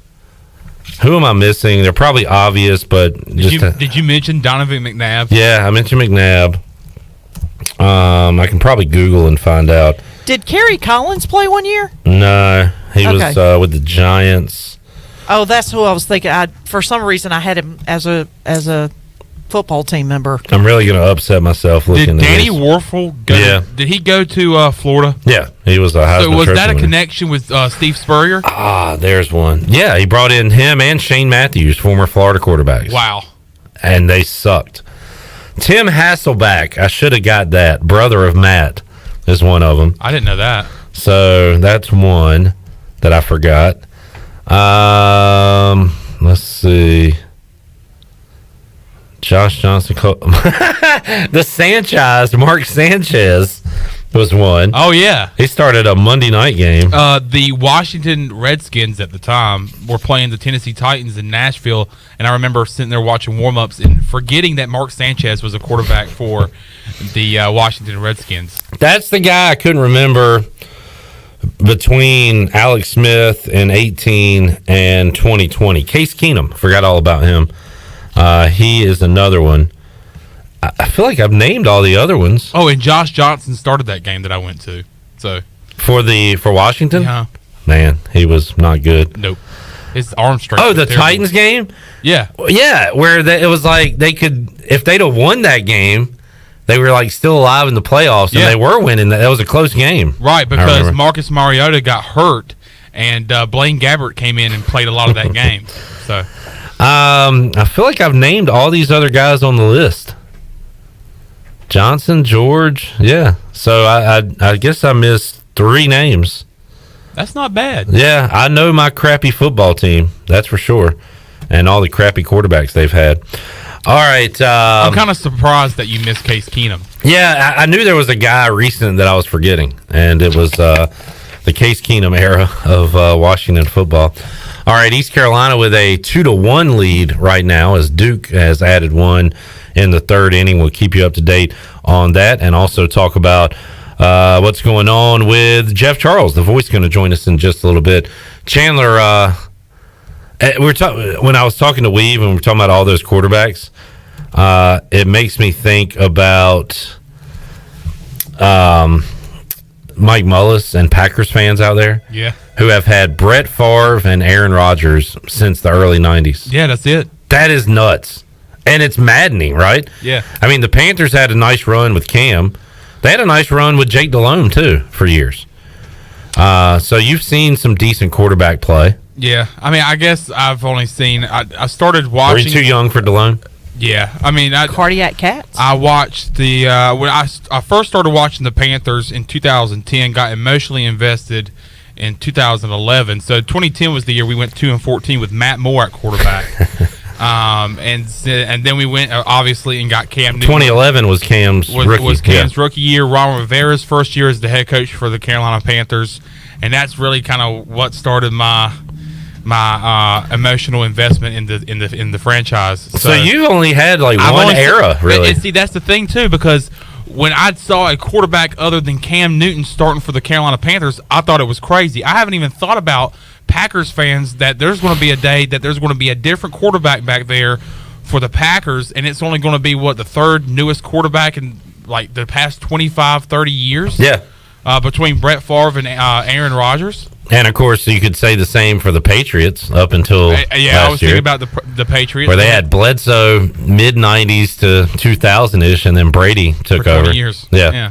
So, and then I guess Teddy Bridgewater, I guess his era in Carolina's kind of coming to an end. So it appears so. In years to come, I'll remember, and people will probably think, well, can you name the last 10 or 15 quarterbacks for the Carolina Panthers? I'll probably forget Teddy Bridgewater because he was only here for 1 year. But I might not forget about him because of all the stir-up that he caused in the offseason the year after he first came to Carolina. So I guess that's why I forgot about Keenum, because it was just non-memorable. It was a short term for him, I guess. Yeah. And it looks like it's going to be that way for Teddy Bridgewater in Carolina. It appears so, as they have quickly fallen out of love with Teddy Two Gloves in Cam Colmore, Carolina. by the way, pitched out of a jam there. That's kind of his MO, right? Yep. Got him to chase a bad pitch. He gets out of the inning, leaves a runner on second, 2-1 ECU going into the fourth. We talked about it yesterday off the Bottom air. of the third, sorry. We were talking about Teddy Bridgewater. I've seen a lot of Vikings fans on Twitter wanting him to come back and be the backup to Kirk Cousins in Minnesota and make a reunion with the Purple Purple People Eaters? Yeah. It was in the 70s, I guess. But yeah, I don't think that's a bad idea, because I think the most success that Teddy Bridgewater has had in his career is kind of being that emergency backup quarterback, and you saw his success being that last year for the Saints, or 2 years ago for the Saints, when Drew Brees went down, and he ended up winning 5 or 6 games for the Saints. I don't think that's a bad idea, because I think his success and what he's known for is being that kind of go-to guy when things get rough. Teddy Bridgewater is probably one of the best 32 quarterbacks in the NFL, but he's definitely one of the best 64. I mean, when you start talking about backups, like he would be one of the, if not the best backup in football. Absolutely. The Panthers, I always was blessed to have somebody like Derek Anderson on our team. Blessed. I loved Derek Anderson, because he was a guy that would come in, and we really never utilized Derek Anderson that much. I remember the year, I think it was 2013 or 2014, that Cam Newton got into a car wreck and actually broke some discs in his lower back, and Derek Anderson had to come in, and I think he won both of those games that he had to start for Cam Newton. So, and Derek Anderson was always a fan favorite in Carolina. So, well, when I think of Derek Anderson, I think of two things: the interview, the post game where he says, "It's not funny. It's like I'm laughing," because he was laughing on the sideline. He was laughing on the sidelines while he was losing, butt whooping. Yeah, and they're like, "Why were you laughing?" Which I kind of hate that. I mean, like, even when things are going bad, you can't frown and cry the entire time. You might have a moment where somebody says something funny and you chuckle. People always got on Cam Newton for pouting and putting the towel on his head. Now, I really didn't always like that, but it's kind of like a double standard, you know. How do you want the guy to act? Yeah, exactly. Like, I mean, geez, like, he's got to have the perfect face during a loss. What was the other one? That you said he was a fan favorite in Carolina, right? Let's ask Tony Dunn about that on Friday. Derek Anderson blocked Tony on Twitter. Oh, really? And we need to rehash that story as to why. Tony, I'm assuming, does not like Derek Anderson. No, he does not. I like Derek Anderson. All right, we will talk about that on Friday. Let's take a timeout. We'll come back. Hour 3 of Pirate Radio Live. We got to give away a prize today. Open up the booty bag. Booty, rocking everywhere. We will visit with the voice, Jeff Charles. We will talk to former Pirate lefty Jake Agnos coming up in Hour 3 of today's show. It's all ahead when we return after this.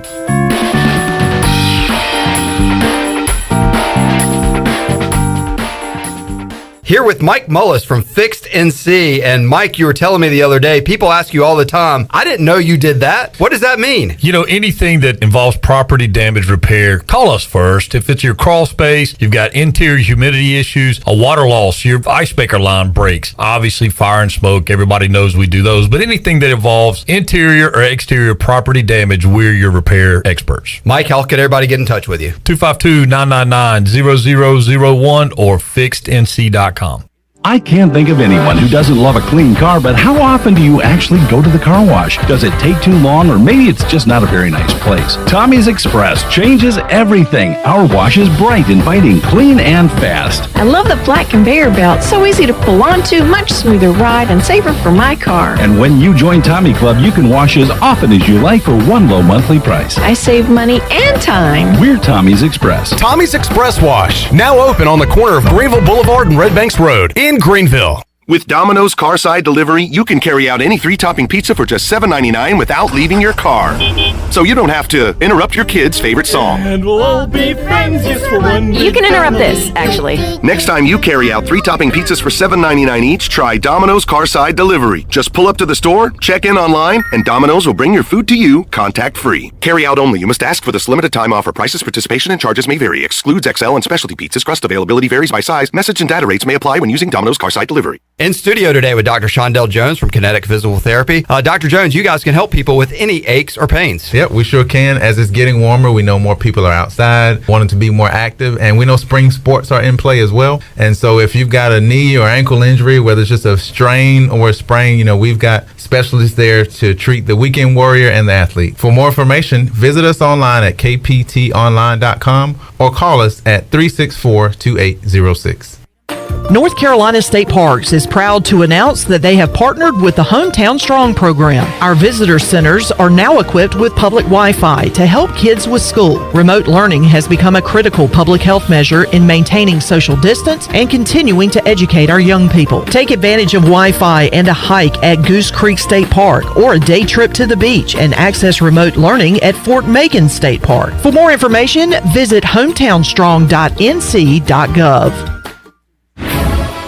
In studio today with Aquaman, also known as Alan Nielsen to his friends and family, YF3. It's the glue that brings me together in the morning. I see a lot of friendships developing. I got a lot of great buddies that I work out with in the morning. We also can have a positive influence on the community, and I just think it's a great thing to do. One letter, one number, F3. Learn more today at f3enc.com. They say nothing in life is free. Well, we're here to tell you they're wrong. Because when you switch to US Cellular, you can get the Samsung Galaxy S21 5G for free with no hidden requirements. That's right, the Samsung Galaxy S21 5G has launched and you can get it for free with no hidden requirements. US Cellular. Terms and conditions apply. See store or uscellular.com for details.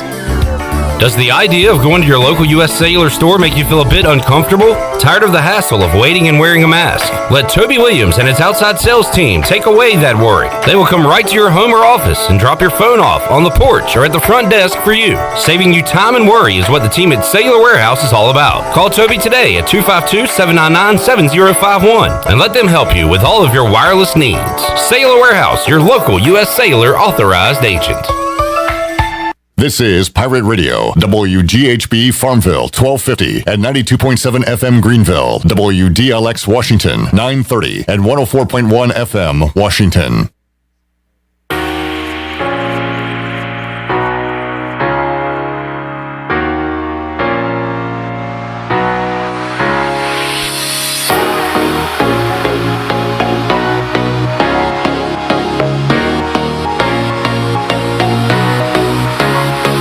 You're listening to Hour 3 of Pirate Radio Live. Now, back to the show. Welcome back. When your AC needs repair or replacing, call on the reliable service professionals of Delcor Heating, Cooling, and Plumbing. Go to DelcorInc.com or give them a call at 252-321-8868. Delcor, the service professionals in Greenville. Now let's head back in to Pirate Radio Live. Here's your host, Clip Brock. Alrighty, trying to track down the voice Jeff Charles and get him on the Fixed NC Live line. We got Jake Agnos coming up later on this hour on Pirate Radio Live. We also will open up the Pirate Radio Booty Bag and make you a winner. Talking everywhere. Thank you, Chandler, in this hour as well. So we got a lot to get to. Hour 3 of Pirate Radio Live. And as we are here live with you on this Tuesday, East Carolina with a 2-1 lead over the Duke Blue Devils. They are playing in the 4th inning over at Clark LeClaire Stadium.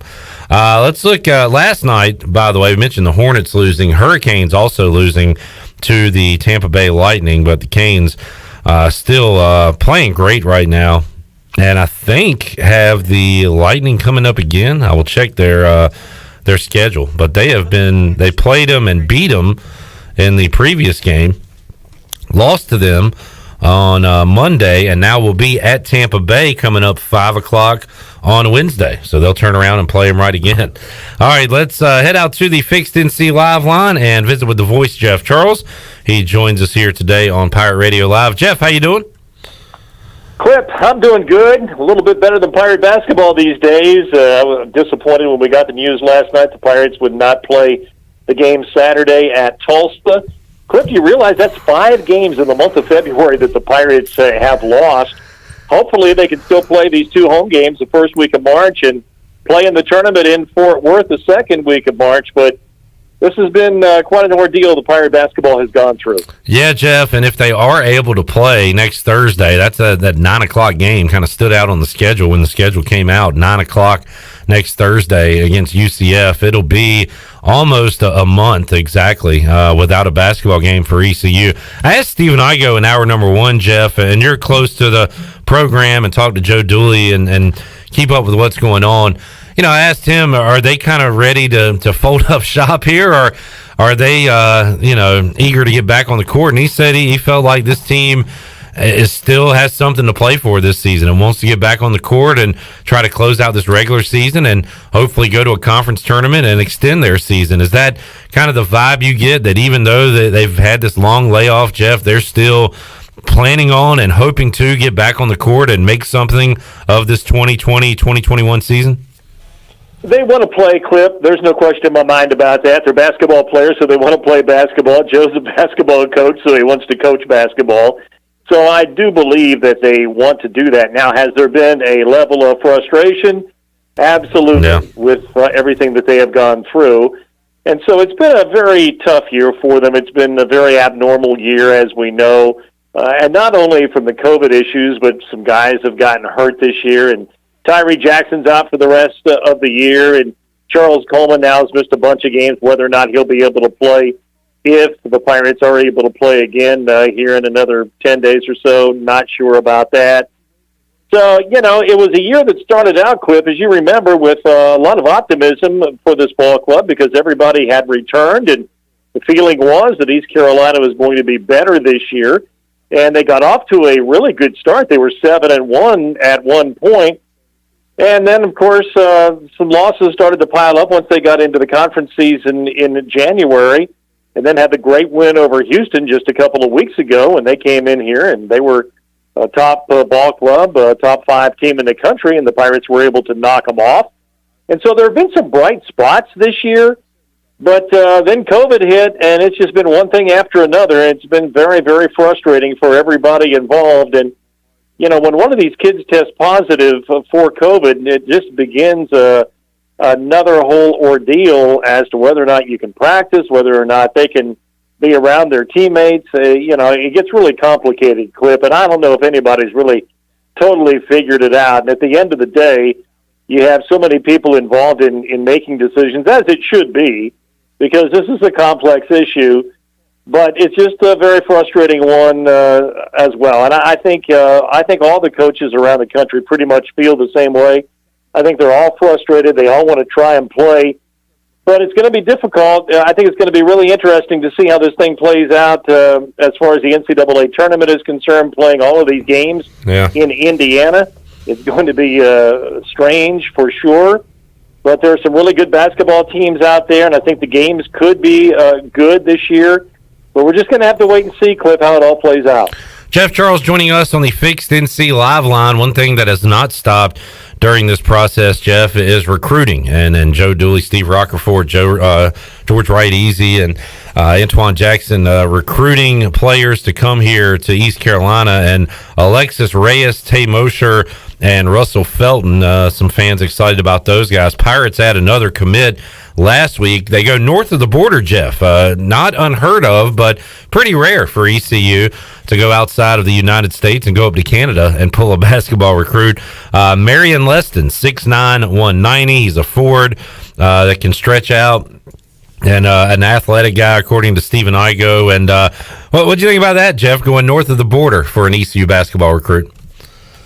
I say you go anywhere you can to get basketball players who can come in and help your program win, Clip. It doesn't matter where they are, and there have been a lot of good players out of Canada in the last number of years who have been really good players in college and have gone on to play in the NBA.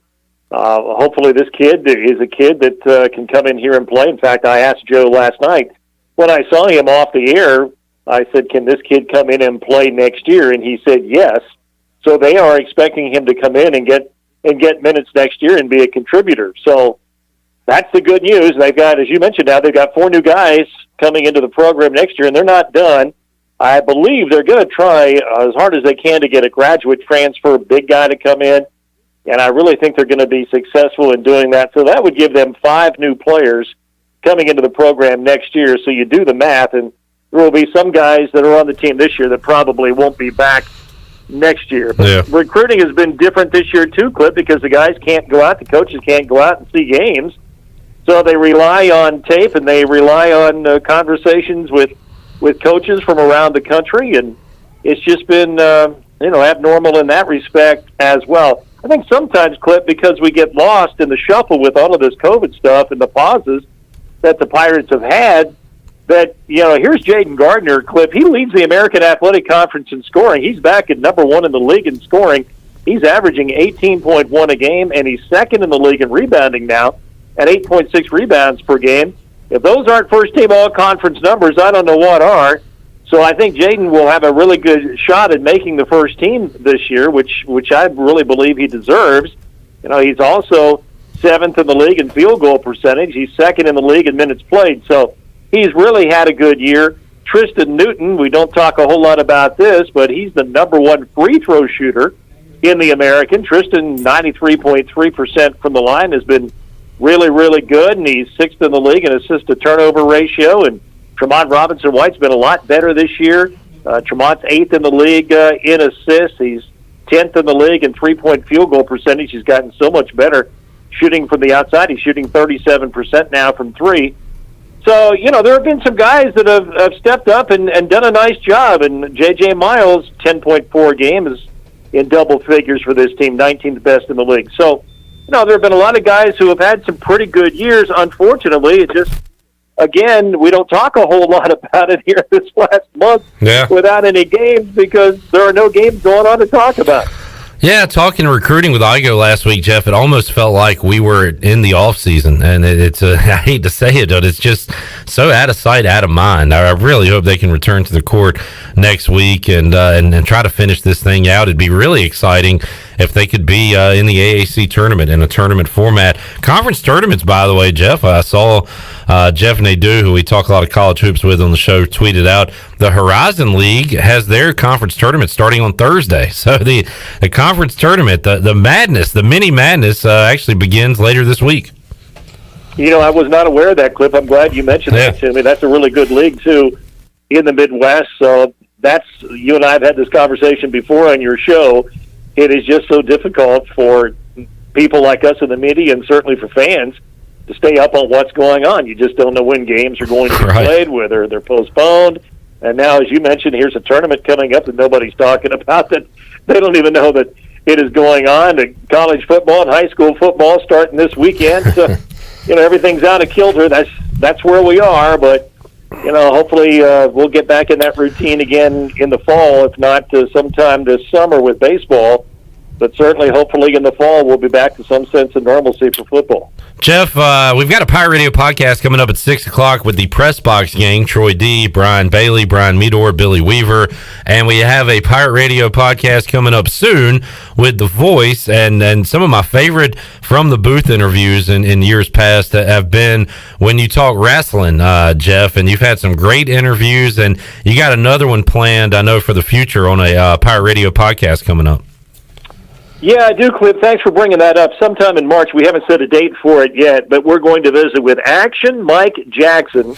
He's 71 years old, and he's still in the squared circle. He wrestles in independent promotions in Alabama, but he's kind of resurfaced and gotten back on the national landscape because he signed a contract with Impact Wrestling, which is a national promotion that has its television every week on Access TV. And he's got 3 more dates coming up, he told me, coming up with Impact, as soon as the COVID situation lets up just a little bit. And he was on Impact last year. So longtime wrestling fans, this goes back before you, Clip, but longtime wrestling fans who go back to the 70s and in the early 80s on TBS, known then as the Superstation out of Atlanta, they wrestled every Saturday. And Action Mike Jackson was one of the guys who wrestled almost every week. And so I remember him from those days. And then he's gone on to some other promotions. And, you know, what really impresses me about Mike, and we had the opportunity to talk with him the other day, is he's still as enthusiastic and still as excited to get in the ring and be a professional wrestler at age 71 than when he was 21 and he was breaking into the business. He's really a special guy, and he's a guy that has 2 master's degrees, Clip, and he's been a high school teacher for 35 years, but he never got that wrestling bug out of his life, and here he is still wrestling and wanting to continue to wrestle. So, yeah, it's going to be fun to visit with him, and we've got another one coming up in March, too, Cliff, as you mentioned this. We've got another one coming up that I think our fans are also really going to, and listeners are going to really enjoy. And this is with Craig Cox. Craig was one of the real enforcers in the National Hockey League in the 80s and also the early 90s. He played with 4 National Hockey League teams. And if you Google Craig Cox with an E on the end of his last name, C-O-X-E, just Google Craig Cox fights in the National Hockey League. All of these fights that he had come up on YouTube, and he had some of the legendary fights in the National Hockey League with the tough guys at that time, including Bob Probert, who was like the toughest guy with the Detroit Red Wings in those years, and Craig Cox was kind of one of the guys that challenged him, along with a whole other bunch of guys. And Craig's 57 years old now. He's been out of the National Hockey League since the early 90s. But he's got some great stories to tell about hockey fights in the NHL and coaching in the minor leagues and everything that's gone on in his life. Really interesting guy because he grew up in California, and you don't think of too many hockey players who are going to play in the National Hockey League from California, but there's a reason for that. And he'll tell us about that on the podcast. We're going to have that one on in March as well, Cliff. Sounds great, Jeff. And I took your advice and looked Craig Cox up on YouTube, and sure enough, he was a brawler. He's just throwing haymakers out there. So everybody check that out, and then listen to The Voice. Talk to him coming up on the Pirate Radio podcast in March. All right, Jeff, thank you for joining us today. Always enjoy the conversation, and we'll check in with you again next week. Sounds great, Cliff. Have a good one. All right, there is The Voice, Jeff Charles, joining us on the Fixed NC Live Line. As I was talking to Jeff, I saw this from Cullen Browder from WRAL News in the Triangle. He says, breaking, source close to the governor tells me we can expect Governor Cooper to announce as early as tomorrow that he will ease restrictions on high school and college sporting event capacity. He may also allow some indoor seating at bars and ease alcohol curfew restrictions. So some positive news there if you want to go check out a ball game or do those other extracurricular activities. Steps in the right direction, Clip. Absolutely. And that'll be nice to see. Hopefully that comes to fruition. All right, let's take a time out. We will come back. We will talk to former ECU lefty Jake Agnos. We'll get his scouting report on Zach Agnos, who just grounded out. Oh, I was going to say is up to bat right now. You guys are ahead of me. Yeah. In the in Studio B. Pirates leading Duke right now 2-1 in the 4th inning as they head into the top of the 5th inning. All right, let's take a timeout, come back. More to go on Pirate Radio Live. We're back with you after this with Jake Agnos.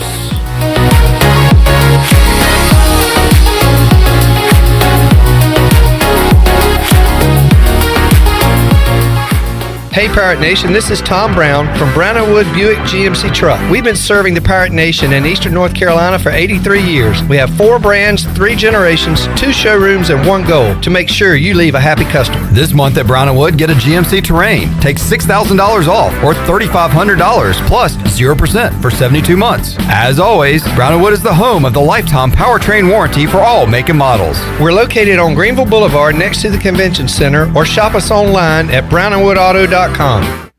The best place in Greenville to unwind and have fun is AJ McMurphy's. AJ's is open every day with great food and great drink specials. During the week, stop by for open mic, music on the patio, or sports trivia with me, Clip Rock. The weekends are made for sports and live music. Watch every game from NCAA hoops, NHL, NASCAR, plus live music every Friday and Saturday night. Plus, stay tuned. The countdown to St. Patrick's Day is on. AJ McMurphy's, Turnberry Square at Bell's Fork, and online at ajmcmurphys.com. They say nothing in life is free. Well, we're here to tell you they're wrong. Because when you switch to US Cellular, you can get the Samsung Galaxy S21 5G for free with no hidden requirements. That's right, the Samsung Galaxy S21 5G has launched and you can get it for free with no hidden requirements. US Cellular. Terms and conditions apply. See store at uscellular.com for details. This is Brandon Tate, owner and operator of Atlantic Wireless, an authorized agent for US Cellular since 1997. Visit atlanticwireless.com to find the store near you. We go beyond the call. At Tiebreakers, we pride ourselves on serving big, juicy wings. I'm talking big and juicy. Our chickens are the same ones that kick sand in the other chickens' faces. If our chickens played football, they'd be linebackers. The competition's chickens, they'd be skinny little kickers. Trade those kickers in for linebackers. Tiebreakers is open every day at 11 a.m. Follow Tiebreakers on Facebook and Instagram for daily updates. Humana is proud to serve veterans. If you've recently turned 65 or become Medicare eligible, Humana would be proud to help you with your Medicare decisions or any questions that may arise. Let an agent assist you now to determine which Humana Medicare plan may best serve you. Humana can teach you about health plans, which will provide you with the access to products and programs to help support a healthy life. Humana is proud to be the National Medicare Advantage Plan provider to the veterans of foreign wars. This is Denise Walker. Call me today at 434-531-5674 to get a no-cost, no-obligation Medicare benefits review. At Jersey Mike's, app is short for appetizing because you'll save 25% with the code JMikes25, but only when you use the Jersey Mike's app, February 15th through 18th. Jersey Mike's, be a sub above. At Jersey Mike's, app is short for appetizing because you'll save 25% with the code JMikes25, but only when you use the Jersey Mike's app, February 15th through 18th. Jersey Mike's, be a sub above. BMS Builders is your premier custom builder in Eastern North Carolina. With Blackwood and Mills Creek in Greenville, Dalton's Cove in Farmville, and Belmar and Ayden, these are just a few of the developments featuring BMS Builders homes. They can build the home of your dreams. Just ask Dr. Dennis Ross in Greenville or East Carolina football coach Mike Houston. They built their homes, and they can build yours as well. BMS Builders. Give them a call at 916-1578 for BMS Builders. Hey Pirate fans, this is Coach Joe Dooley. The physicians at Orthopedics East and Sports Medicine Center have been caring for all athletes at East Carolina for more than 35 years. Whether it's treatment for your sports injury or it's time for a joint replacement, Orthopedics East provides the latest in operative and non-operative orthopedic care, physical therapy, and diagnostic testing. For experience and professional services, call the folks at Orthopedics East at 252-757-2663 or visit them online at orthoeast.com. Go Pirates! This is former ECU baseball player and mayor of Greenville, PJ Connolly, and you're listening to Pirate Radio, the voice of Pirate Nation.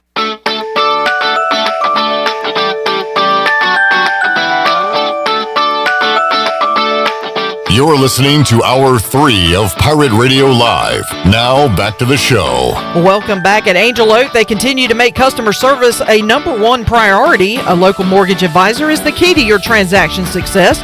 The combination of their local team's experience and Angel Oak's wide offerings of products from standard conventional, government, and portfolio loans has something for every financial situation. For more information, call Talbot Green, Joanne Weir, or Wanda Hager at 751-2060. Now let's head back in to Pirate Radio Live. Here is your host, Clip Brock. All righty, we will make you a winner coming up at the end of this segment. We'll open up the Pirate Radio booty bag. Shirley, what are we giving away today? People can start to get their dialing finger ready for. Let me pull up my sheet here as soon as I can find it. Yeah, let's see what we got in the booty bag on this Tuesday. Why don't we give away lunch for two at Tiebreakers? All right, lunch for two, Tiebreakers. Sounds like a winner. Awesome food over at Brim Anderson's Tiebreakers. And we'll make you a winner at the end of this segment. Got a great interview on the way with former ECU lefty Jake Agnos, who joins us on the Fixed NC live line. His brother Zach playing as we speak. Just made a catch on the pitcher's mound in the infield dirt. And Jake joins us now on the Fixed NC live line. Jake, how you been, man? Great to talk to you again. Clip, what's going on, man? It's been a while. You doing all right? I'm doing good, Jake. I'm looking at your minor league baseball page, your stats, and it looks like you pitched some in rookie ball and short season A ball in 2019. And Jake, is that the last time you've played in an actual baseball game? You got to go all the way back to 2019. I feel like I haven't pitched in a game in like 4 years, but yeah, I mean, I think. Let's see, I pitched 2 games down in the GCL. My first inning of professional baseball, 2 ground balls, my first 2 ground balls, 2 errors. And, yeah, it was a tough start. But, no, I think, yeah, I got down to Staten Island, and then they shut me down, thank God, because I was at like 130 innings after a long season. So it's been a while. It's been a while. So I have not seen a opposing batter in probably a year and a half now. So it's been a hot minute. And Jake, we know you got a great personality, great sense of humor, but even the best of folks like that can get frustrated and get angry at the situation. You got to be rearing to go. And do you feel like, Jake, there is some light at the end of the tunnel? I mean, we've seen some minor league schedules start to come out and hopefully some spring training dates being announced. Do you know anything right now? Do you feel like you're getting closer to getting back on the mound?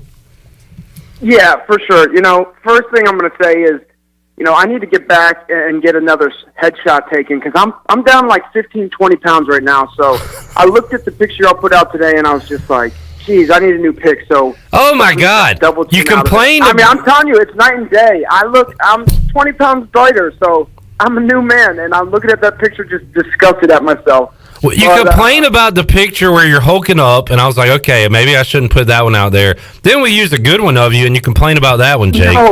No, Clip, I'm telling you, maybe I'll send you a selfie after this. I'm lighter. I got no double, I don't have a double chin. That picture you put on Twitter was terrible. I mean, like, I'm not lying. My roommates and buddies from college, like, think that's the funniest picture. I look like a naked mole rat or something. But back to the original question. All right. Yeah, I mean, we're definitely, you know, I've been down at Cressy's it's crazy. I've been down here 7 months now training. And yesterday was Trey Ben's first day down here, too. So I finally got him to come down. I think Haggard might come down mid-March. So things are cranking up. You know, the big leaguers all left. And what it sounds like is they're aiming for an April 1st or, you know, early April spring training. And then I think they said May 4th was the goal for opening day for minor leagues. But, my thought process is, like, if they're putting dates out there, because I feel like with all of COVID, they have been pretty, like, hesitant with putting out dates. Yeah. Like, if they're putting these dates out there this early, like, I think they're pretty confident that we're going to be able to get it in. You know, they haven't gotten into specifics, but, you know, the commissioner lifted up the suspension. We got a note about that. So it seems like things are slowly rolling back to place. But, you know, being down in Florida, it's really, you know, it's a lot easier to take this quarantine than being back home in the freezing cold. So I can't complain. Good deal. Talking to Jake Agnos on the Fixed NC live line. He's ready to get back to baseball. Jake, and one more question about the hiatus, I guess. How have you mentioned you lost weight. What have you done to stay in shape and to try to stay in pitching shape? So when you do go back, you'll be ready to go. What have you been doing? Yeah, so like I said, I've been down here training at Cressy's Sports Performance. I did it last off season for my first off season, and then it just so happened he got hired by the Yankees.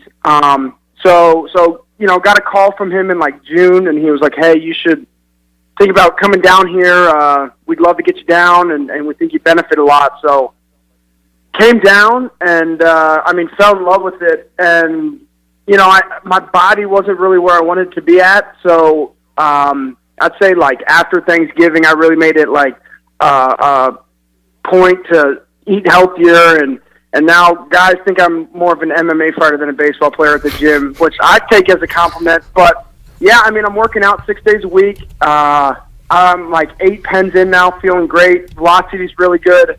So it's been real enjoyable. It's nice kind of having everything at one spot. I got my lifting, throwing, and then soft tissue all at once. So it's not like, other places where you might have to go, one place to lift and then take a break and then warm back up. So it's nice to have all your cookies in one jar down here. So I've made a lot of strides, and it's just nice, the atmosphere, the players down here, you're able to learn, and it's an awesome experience. Jake Agnos joining us. Have you talked to the younger Agnos since the opening series? He had 3 hits in the series against Rhode Island. Also did a little pitching against the Rams on over the weekend. Have you talked to Zach about his performance? Yeah, I talked to him on what is today? Tuesday. I talked to him on Sunday night and Monday, and clearly, it's obvious he didn't hit as well as he wanted to.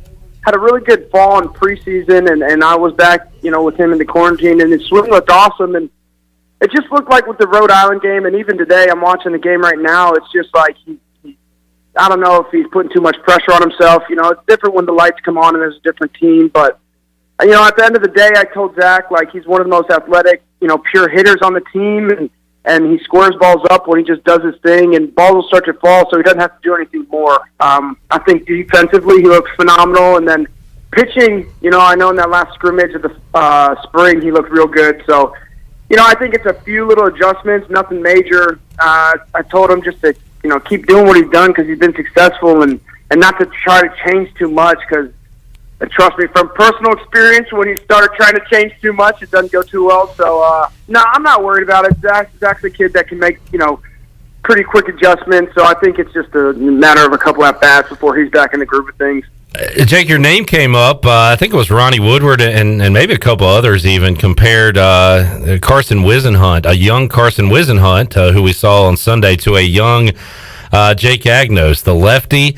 Ran some pretty high counts, but had 10 strikeouts and looked phenomenal on Sunday. And were you able to watch that performance? And what did you think of the young lefty on Sunday? Yeah, so I watched the game. I watched Friday and Sunday. Saturday, I was kind of in and out. I thought the live feed was not good, so it was kind of tough to watch. But I just watched that era of the game. But anyways, yeah, Wisenhunt looks phenomenal. I actually was texting with Coach Godwin after the Sunday game, and he even said, the kid's got a chance to be special. He's a power lefty with plus off speed, and he really 10 strikeouts your first, collegiate game is real special. So, I had Packard, Sam, Ball, Washer, and Trey all give me a hard time saying that he's the best power lefty to come through in a long time. So, wow. No, but I think I really do think that kid has the potential to break a lot of records at ECU. And when I talked to Coach Godwin, I just said, I thought he handled adversity pretty well, and at the end of the day, he doesn't have to hopefully go through the amount of failure I had to have that kind of success, because it took 2 years for me to kind of figure it out. So if he can just get it out of the gate, I think ECU as a baseball program has developed and started doing things a lot smarter and better, and I'm proud of that. I think back to my freshman year,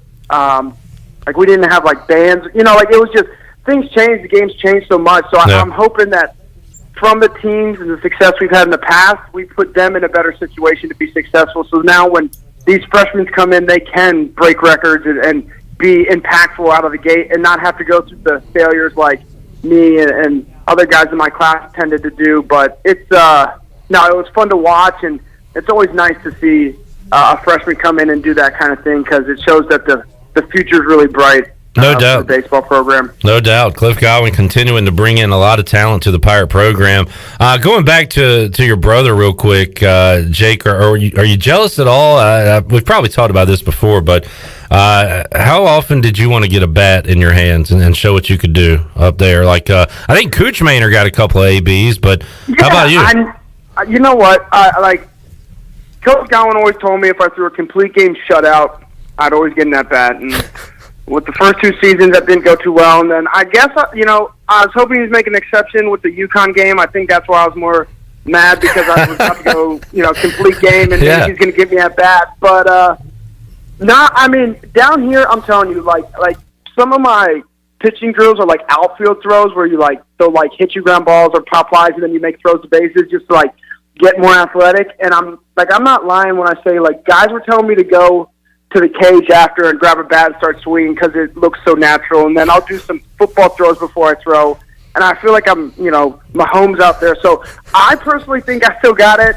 I think the guys at ECU would disagree with me, but I think the guys with me now, with how slim I'm looking, might agree with me. So it's, I think I still got it in my back pocket if I ever get traded to an NL team. So I'm keeping a list here. You lost the double chin. You're in great shape. People say you look like an MMA fighter. You look like Patrick Mahomes, and you can swing a bat. You got a lot of confidence. I think I'm a 5'2". Yeah. Well, I'm not gonna. Yeah, you said the word tool there. I don't know, Jake, if I should go there. Yeah, minus the number. Yeah. But no, man. No, it's been That's enjoyable. awesome. That's awesome, dude. Talking to Jake Agnos. Jake, man, I'm really excited for you, and I've talked to Pac, a ton of guys that have just been waiting around. So I am excited for you guys that hopefully can get back out there soon and get on the field. And I don't know, man, what have you missed most about, because you played baseball, I would imagine, from, you're a kid to your last year here at ECU and then able to get a couple of starts in minor league baseball. But what have you missed most about being a baseball player? And you really haven't got a taste of being a pro player yet. So yeah, that's the crazy thing. It's almost 2 years now, and I still feel like I'm my first couple months of pro ball, because it's also new to me, which is another reason I'm glad to be down here, because you kind of figure out the ropes as you're talking to people and all that. Down here, I've become really good buddies with Noah Syndergaard, which is crazy, but he's really taken me under his wing down here. We hang out, we go to hot yoga, so it's just been it's been crazy, the opportunities I've had. But I'd say the thing I miss the most is just that adrenaline from pitching. I really forgot about it until I went back and I watched the NC State game, and I just remember that feeling of sitting on the bench before the game, and you got those butterflies, and you feel sick to your stomach, but in a good way, and you miss that kind of that ability to just go out there and compete and be successful. But you also miss the camaraderie of baseball. You miss the fans, the class. You just miss the whole game. It's such a beautiful game with the fans, the atmosphere. It's a different sport than football and basketball, but in a good way. So you miss the whole game, but for me personally, I miss going out there and having that battle with the hitter, and just having fun with it, Jake, great stuff, man. You're always a fun interview, and thanks for joining us even while you're hopefully, are you stressed out when you watch these games, when you watch your brother, when you watch your former teammates, or are you okay when you watch these baseball games? I'd say I'm more stressed when I'm watching Zach. It's kind of nice being able to sit back, but no, of course, everyone gives me a hard time about Zach being a better athlete, but I want nothing more than for Zach to have a more successful career than I am, and so I don't know. I feel like I kind of live, through Zach with ECU, and so I definitely get those nerves when he's, gets a ground ball or is up to bat. But it's it's a lot less stressful than having to deal with Coach Gowan. You know what I mean? When I'm 12, 14 hours away, it's a lot less stressful to play the game. Jake, great stuff, man. Thank you so much for joining us. Great to catch up with you. And we, as you know, we're all pulling for you here in Greenville at ECU, and wish you nothing but the best. We'll keep up with your career, and I'll talk to you again down the road, man. Clip, I appreciate it. I can't wait to come back and hopefully get in studio one day back in person when all this is over with. Absolutely. That'd be awesome. Thank you, Jake. All right, take care, guys. There he is, Jake Agnos, joining us on the Fixed NC Live Line. What a character he is, and a lot of fun to watch play, watch pitch, and a lot of fun to talk to now as he joined us here on the Fixed NC Live Line. As he's watching, you heard him react there to an error during the game. He kind of paused while he was talking. So he's into this game right now. But great to catch up with him. Yeah, obviously he's got some connections there on the that's got to be pretty cool. You just ended a great career for this program. Now your brother's there, and he's got a chance to kind of make a name. Yeah. Another impact for the Agnos name. So, but a couple of guests at the game. Yeah, I tried to take a picture of it. Oh, did you miss it? I couldn't get my phone in time while I was talking to Jake there. But Joe Dooley and Steve Rockefort, who, by the way, Coach Rock commented on Twitter that he likes my hat. Well, that's because it was his hat. We made a trade. I remember that. Yeah. I gave him a blockbuster trade. It was huge because I gave him a pretty rare hat that sometimes I regret giving away. It was an old school ECU with just the E and the C. It was a purple hat. 1961 National Championships. Yeah. E and C in gold. And he liked it. We made a trade. And he might have got the better end of the deal. But Coach Rock and Joe Dooley able to enjoy some baseball. That was pretty cool. Eating popcorn. Yeah. And it's great to see them out and about, kind of just relaxing, enjoying and taking in a baseball game. But I kind of feel bad. The guys are they're wanting to be on the sideline coaching a basketball game. And, yeah. And, it's like, I was joking with Shirley. It's like they were sitting in their office, and Coach Rock goes, "Hey, Coach, what do you want to do? There's nothing to do." Well, let's go check out the Diamond Bucks. Let's walk over there. Coach Rock's a baseball junkie, big Astros fan. Yep. So we'll probably get him in after the season and talk some baseball. Let's see what Shirley was just reacting to. A high fly ball. Long drive ball. That will be called Long drive ball. Long drive ball by Bryson Worrell. I kind of like long drive ball. I know. I can see that being a catchphrase. That's our new thing. Long drive ball. Let's get it trending. All right, Shirley, let's open up the Pirate Radio Booty Bag. Booty, booty, booty, booty, booty everywhere. Booty, booty, booty, booty, booty everywhere. 317-1250. You can be a winner. You can win lunch for two at Tiebreakers. And if you are caller number what, you will win this. You need to be caller number 8. Caller number 8 at 317-1250. We'll be back with more Pirate Radio Live on a Tuesday. Back with you after this.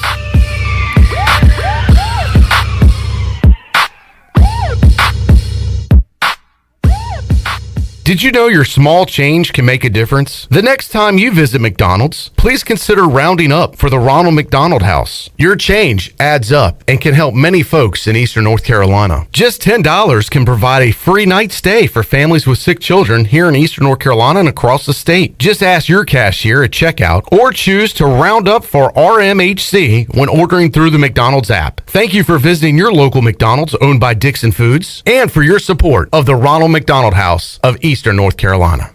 Ahoy, mateys! To keep those cars clean, you need the Pirates Cove Fast Pass. The new Pirates Cove Car Wash and Haviland Express Lube on Glen Burnie Road in New Bern is now open. Pirates Cove in New Bern is offering Fast Passes for $9.99 for new Fast Pass customers. You can visit us in Greenville on Fire Tower Road, Memorial Drive, and on East 10th Street. And have you heard? Pirates Cove on Fire Tower Road is now offering interior cleaning. So we have you surrounded. Pirates Cove, the official car wash partner of ECU Athletics. This is what you want. This is how you get it. For less during Bostic Sugg Furniture's President's Day sale. Beautiful furniture at historic savings up to 15% off. All in stock. Custom orders, bedding, and clearance up to 15% off. Plus 12 months special financing or 60 months special financing. Step up to better sleep on a comfortable Restonic mattress and get a free box spring. It's a President's Day sale not to be missed. Going on now at Bostic Sugg Furniture. University PC Care has been the Pirate Nation's go-to IT expert since 2006. Unfortunately, many organizations today simply react to IT issues after the damage is done. This is known as the break-fix cycle in the tech service industry. University PC Care's Business Services Division has a better way, a proactive solution called BizCare. What's at your office? Call William at University PC Care today to schedule your free BizCare consultation or learn more at universitypccare.com. Wouldn't it be great if you could get auto, home, life, and business insurance all from one agency? Well, that's where the Gavigan Agency comes in. They can help protect what is important to you. So why not simplify your life? See the Gavigan Agency in Greenville or give them a call today at 252-756-1400. Nationwide is on your side. Nationwide Mutual Insurance Company and Affiliates, Columbus, Ohio. Subject to underwriting guidelines, review, and approval. They say nothing in life is free. Well, we're here to tell you they're wrong. Because when you switch to US Cellular, you can get the Samsung Galaxy S21 5G for free with no hidden requirements. That's right, the Samsung Galaxy S21 5G has launched and you can get it for free with no hidden requirements. US Cellular. Terms and conditions apply. See store or uscellular.com for details. Does the idea of going to your local U.S. Cellular store make you feel a bit uncomfortable? Tired of the hassle of waiting and wearing a mask? Let Toby Williams and his outside sales team take away that worry. They will come right to your home or office and drop your phone off on the porch or at the front desk for you. Saving you time and worry is what the team at Cellular Warehouse is all about. Call Toby today at 252-799-7051 and let them help you with all of your wireless needs. Cellular Warehouse, your local U.S. Cellular authorized agent. Sawyer's Fun Park is now open in Greenville. This state-of-the-art 40,000 square foot facility features a 2-story LED interactive laser tag, a one-of-a-kind 2-story ninja course, a ropes course with a 180-degree zip line, and it's only one of 5 in the country that are indoors. Multiple climbing walls, a super cool arcade with 40-plus games, and a brand-new full-service cafe and bar for adults. Visit the brand-new Sawyer's Fun Park, now open, located right behind ARU on Corey Road, Greenville. This is Coach Donnie Kirkpatrick, Office Coordinator for ECU Football, and you're listening to Pirate Radio, the voice of the Pirate Nation.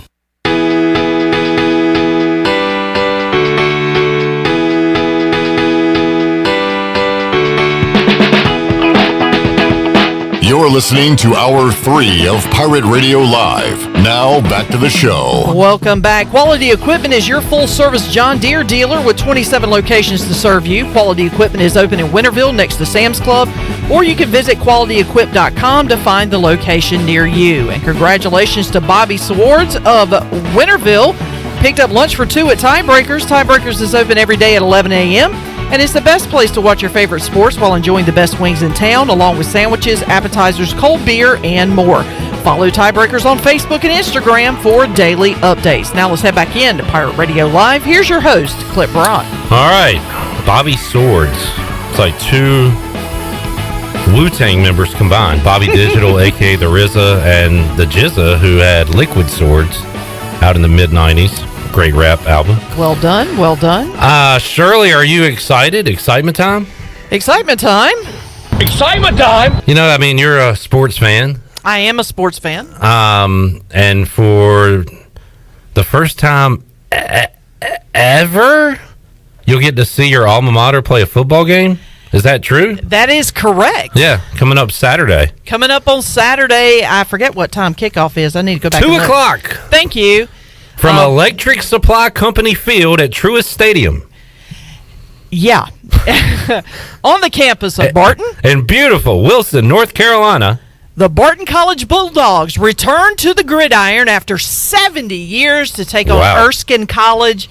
Unfortunately, there will be no fans in attendance. However, they are live streaming the game, so you can actually catch it online. So I'll probably do that on Saturday, is watch a little bit of that while I am doing a little ECU softball. Because, College game day will be there. It will be on ABC. So that is a big Saturday for you. You got some PA duties, and you get to check out your basketball squad. Yeah, I get to see my alma mater play football for the first time. It'll be interesting. I hope with the possibility of the easing of the restrictions to attend games, I'm going to try to at least to get to 1 game during the season. Now, unfortunately, they only have 6 games, and that's it. And they have three home games. 3 home games, 3 away games, and that's pretty much their season. So that's the kind of sucky part. But I'm going to attempt to try to get a ticket to at least catch 1 game. If I don't do it this year, I don't know if I'm ever going to be able to, because if of our Saturdays. Yeah, because our game days are on Saturdays too. Now they do play some other games during the week, but it's just going to be tough with football season. Who let the dogs out? That would be a fun. We used to do that in college, actually. Pirate Radio live road trip. Me, you, and Chandler head up to Wilson and watch A Barton football game. Oh, that'd be cool. Tailgate.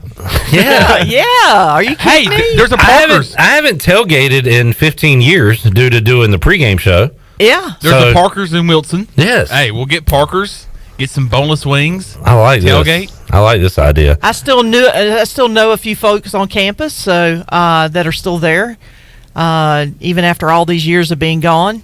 I might be able to pull a couple strings, get us a nice little tailgate spot. And then when the fifth quarter begins, when the fifth quarter ends, the fifth quarter begins. You mean the fourth quarter? You mean the fourth quarter? You messed that up, but you did have a lot of enthusiasm. What did I say? You said when the fifth quarter ends, the fifth quarter begins. When the fourth quarter ends, the fifth quarter begins. All right, Barton Nation, let's hear it. I got to say, they're playing Erskine on Saturday. Erskine, one Saturday. of our long, I wouldn't say rivals, but they've been in that conference for a long time. Throw out the records when these teams battle. No, that's Mount Olive. Anytime we play Mount Olive, we're bitter rivals with them. Erskine has an awesome logo, and I had to look up what they were. Do you remember their nickname? I had to look it up. I want to say it's something cats, like Wildcats or something like that. I don't remember. I believe it's the Fleet. Oh. Erskine Fleet. I don't know if that's new or something. You were close, Shirley. Yeah, I was real close. You were all over I've been out of school for almost 20 years now, 20, Is 22, it a fleet of cats? 21 years. It looks like a guy. Pull up their schedule so y'all can see it. It looks like maybe a fighter pilot type of guy. He's got, I think he has helmet and goggles on. Erskine. I really like their logo and nickname, Fleet. It's pretty cool. I will be pulling for Barton on Saturday, though. I will be a Barton Bulldog on Saturday. We're all Bulldogs. Class of 97 right here, baby. So I'm pretty excited about it, though. It's been a long time. I mean, they've got quite a few new sports that they added that were not there when I was there. I mean, they've added a swimming and I think a swimming team. I don't know if they have a diving team, but I know they got a swimming team. They got cross country, track and field. Those sports didn't exist when I was at Barton, so they've expanded their footprint from an athletic standpoint, and of course bringing back football, which is something that Barton has not had, like I said, for 70 years, and they were Atlantic Christian College back then. So it'll be fun to see, and I'd love to go and take a look at their the new football field. Because where that used to be a bunch of houses right there, if my memory serves correctly, right there by where the gym is, right there on Barton Championship Way, if I remember correctly, because they renamed that street after Barton won the national championship. I remember back in my day. Oh, you mean when Atkinson hit the layup? Anthony Atkinson hit the layup, and I missed it. I was watching the game, and I literally missed the last 14 seconds of the game because I thought the game was over, and I went to the bathroom and missed it. And I remember getting fussed at by Troy because he called me and was like, that was the most amazing end to a basketball game I've ever seen. I'm like, what? He's like, you didn't see it? I'm like, no, I was in the bathroom. What happened? It was a fantastic finish. Before things really started going viral, that went at least TV viral because it was all over SportsCenter. It was like top play. It was everything. It was gosh, and I can't Anthony remember. Atkinson was like a household name. Yeah. And the little guy they call Ant. And he went on to be a Harlem Globetrotter. That is correct. The field, and I don't see an updated picture of it, but I see it before they added like stands and everything, I guess. Yeah. But the field looks awesome. Yeah, it's got that blue outline, which is really cool. Kind of reminds me a little bit of Boise State. But the field's green, but the outline around it is the border, I guess you could say, is blue. So it's really cool, and I'm glad to see that they've decided to bring football to Wilson because, I mean, Wilson, unfortunately, is kind of stuck in the middle because they're in between Raleigh and Greenville. Yeah. So, you go one way for ECU, you go the other for NC State and Carolina and Duke, and unfortunately, sometimes they're trying to get athletes in the Wilson area to kind of stay a little closer to home, and this will give them that opportunity because they've had some good basketball players come through there. Hopefully they'll find some, maybe some diamonds in the rough on the D2 level. Seth Cadell almost had his second home run of the day, but it was just foul. Pirates leading 2-1 in the bottom of the 6th inning over the Duke Blue Devils. We will take a timeout, come back, and get ready to wrap up this Tuesday edition of Pirate Radio Live. We'll be back with you after this.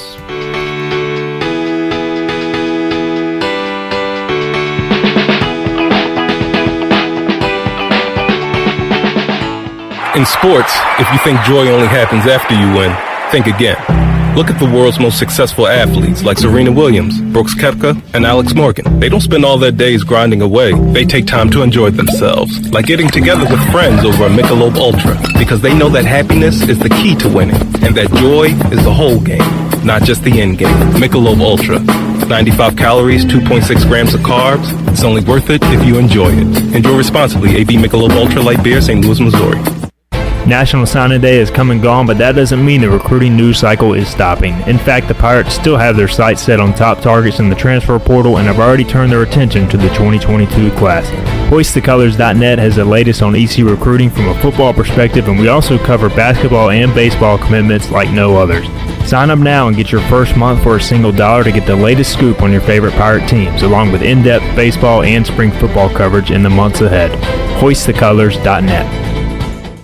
Villa Verde on 10th Street, Greenville's only Dominican restaurant, now features a brand new lunch menu, Monday through Friday, 11 a.m. to 2 p.m. Choose from your favorites like the Villa Verde Burger, the Veggie Burger, the Cuban Sandwich, the Dominican Club, the Villa Wrap, the Vegetable Sandwich, the Big Papi Steak Sandwich, or create your own bowl, all with your choice of side and a drink for under $10. If you're looking for a high-quality, healthy, and affordable lunch, Villa Verde is your place. Villa Verde, a platform for good. For years, Callie Ann Phelps has been singing about Phelps Chevrolet. Phelps Chevrolet is the one for you. Low prices, service too. See the big dealer right away. Carolina's finest, Phelps Chevrolet. And you'll agree with what Schuyler Phelps has to say. Nobody beats Phelps Chevrolet's prices. Nobody. The name you can depend on. Phelps Chevrolet.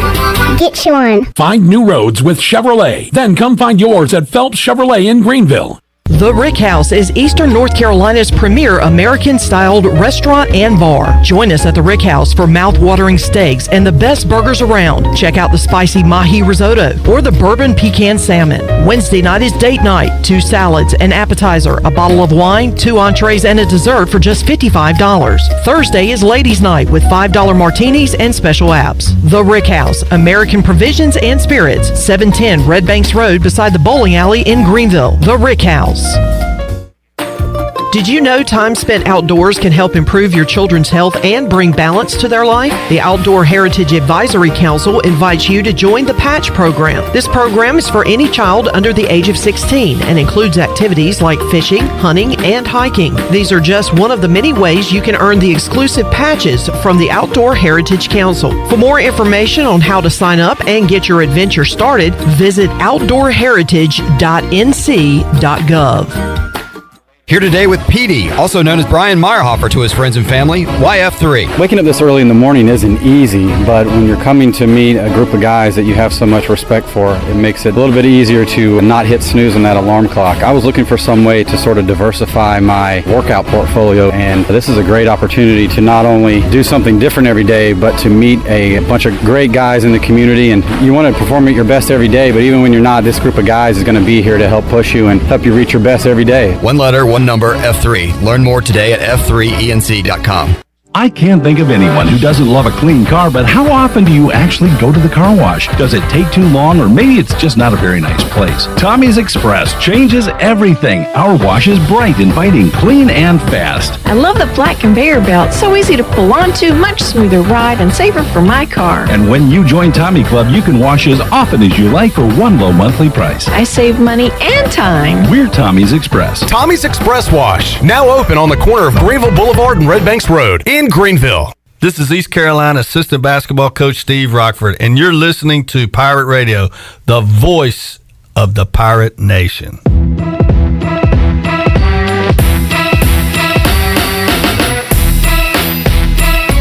You're listening to Hour 3 of Pirate Radio Live. Now, back to the show. Welcome back. Taking a look at your stock market report for today, the Dow was up 15 points and closed at 31,537. The NASDAQ fell 67 points, however, at 13,465. And the S&P was up 4 at 3,881. That's your Wells Fargo Advisors stock market report. For a personal look into investing, call Wells Fargo Advisors today at 756-6900 in Greenville. Wells Fargo Advisors, LLC, member SIPC. Now let's head back into Pirate Radio Live. Here is your host, Clip Brock. All right, fun show today. If you missed the Jake Agnos interview, make sure you check that out. It'll be available at pr927fm.com. You can also watch it on Facebook Live or YouTube Live. And check out our convo with the former Pirate lefty. And we got runners on first and second base for East Carolina right now.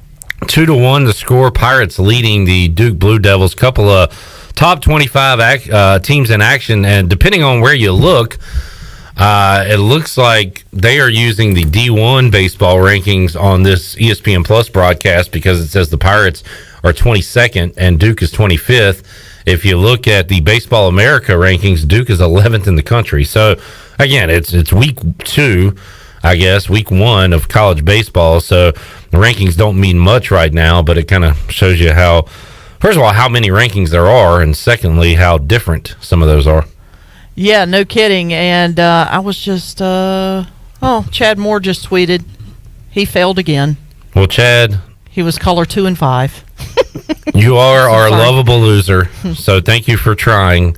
You've got, 3 more days to get in February, then everything resets for March. So that is correct. We've got, we'll open up the booty bag. We also have another Free Beer Friday coming up on Friday where you can be a big winner here on Pirate Radio. All right, thanks to Jeff Charles and Jake Agnos for joining us, part of today's Bud Light ECU Report. ECU Report brought to you by Bud Light, who reminds Pirate fans to always stay in the game and drink responsibly. Bud Light, the official beer of the ECU Pirates and proudly distributed by Carolina Eagle Distributing since 1989. We'll have a Bud Light ECU baseball recap for you coming up on Wednesday's edition of Pirate Radio Live, where we will talk to Nate Connor from D.H. Conley Football. Jason Hamilton, ECU women's soccer coach, set to join us as well. Big Bryce Williams coming up as we'll get a Pirate Radio Outdoors update, talk some football with Bryce Williams. For Charlie Rhodes, Chandler Honeycutt, I am Clip Brock. Thanks for tuning in on this Tuesday edition of Pirate Radio Live. We'll see you Wednesday, 3 o'clock, right back here on PRL. So long, everybody. Thanks for listening to Pirate Radio Live, an exclusive presentation of the voice of the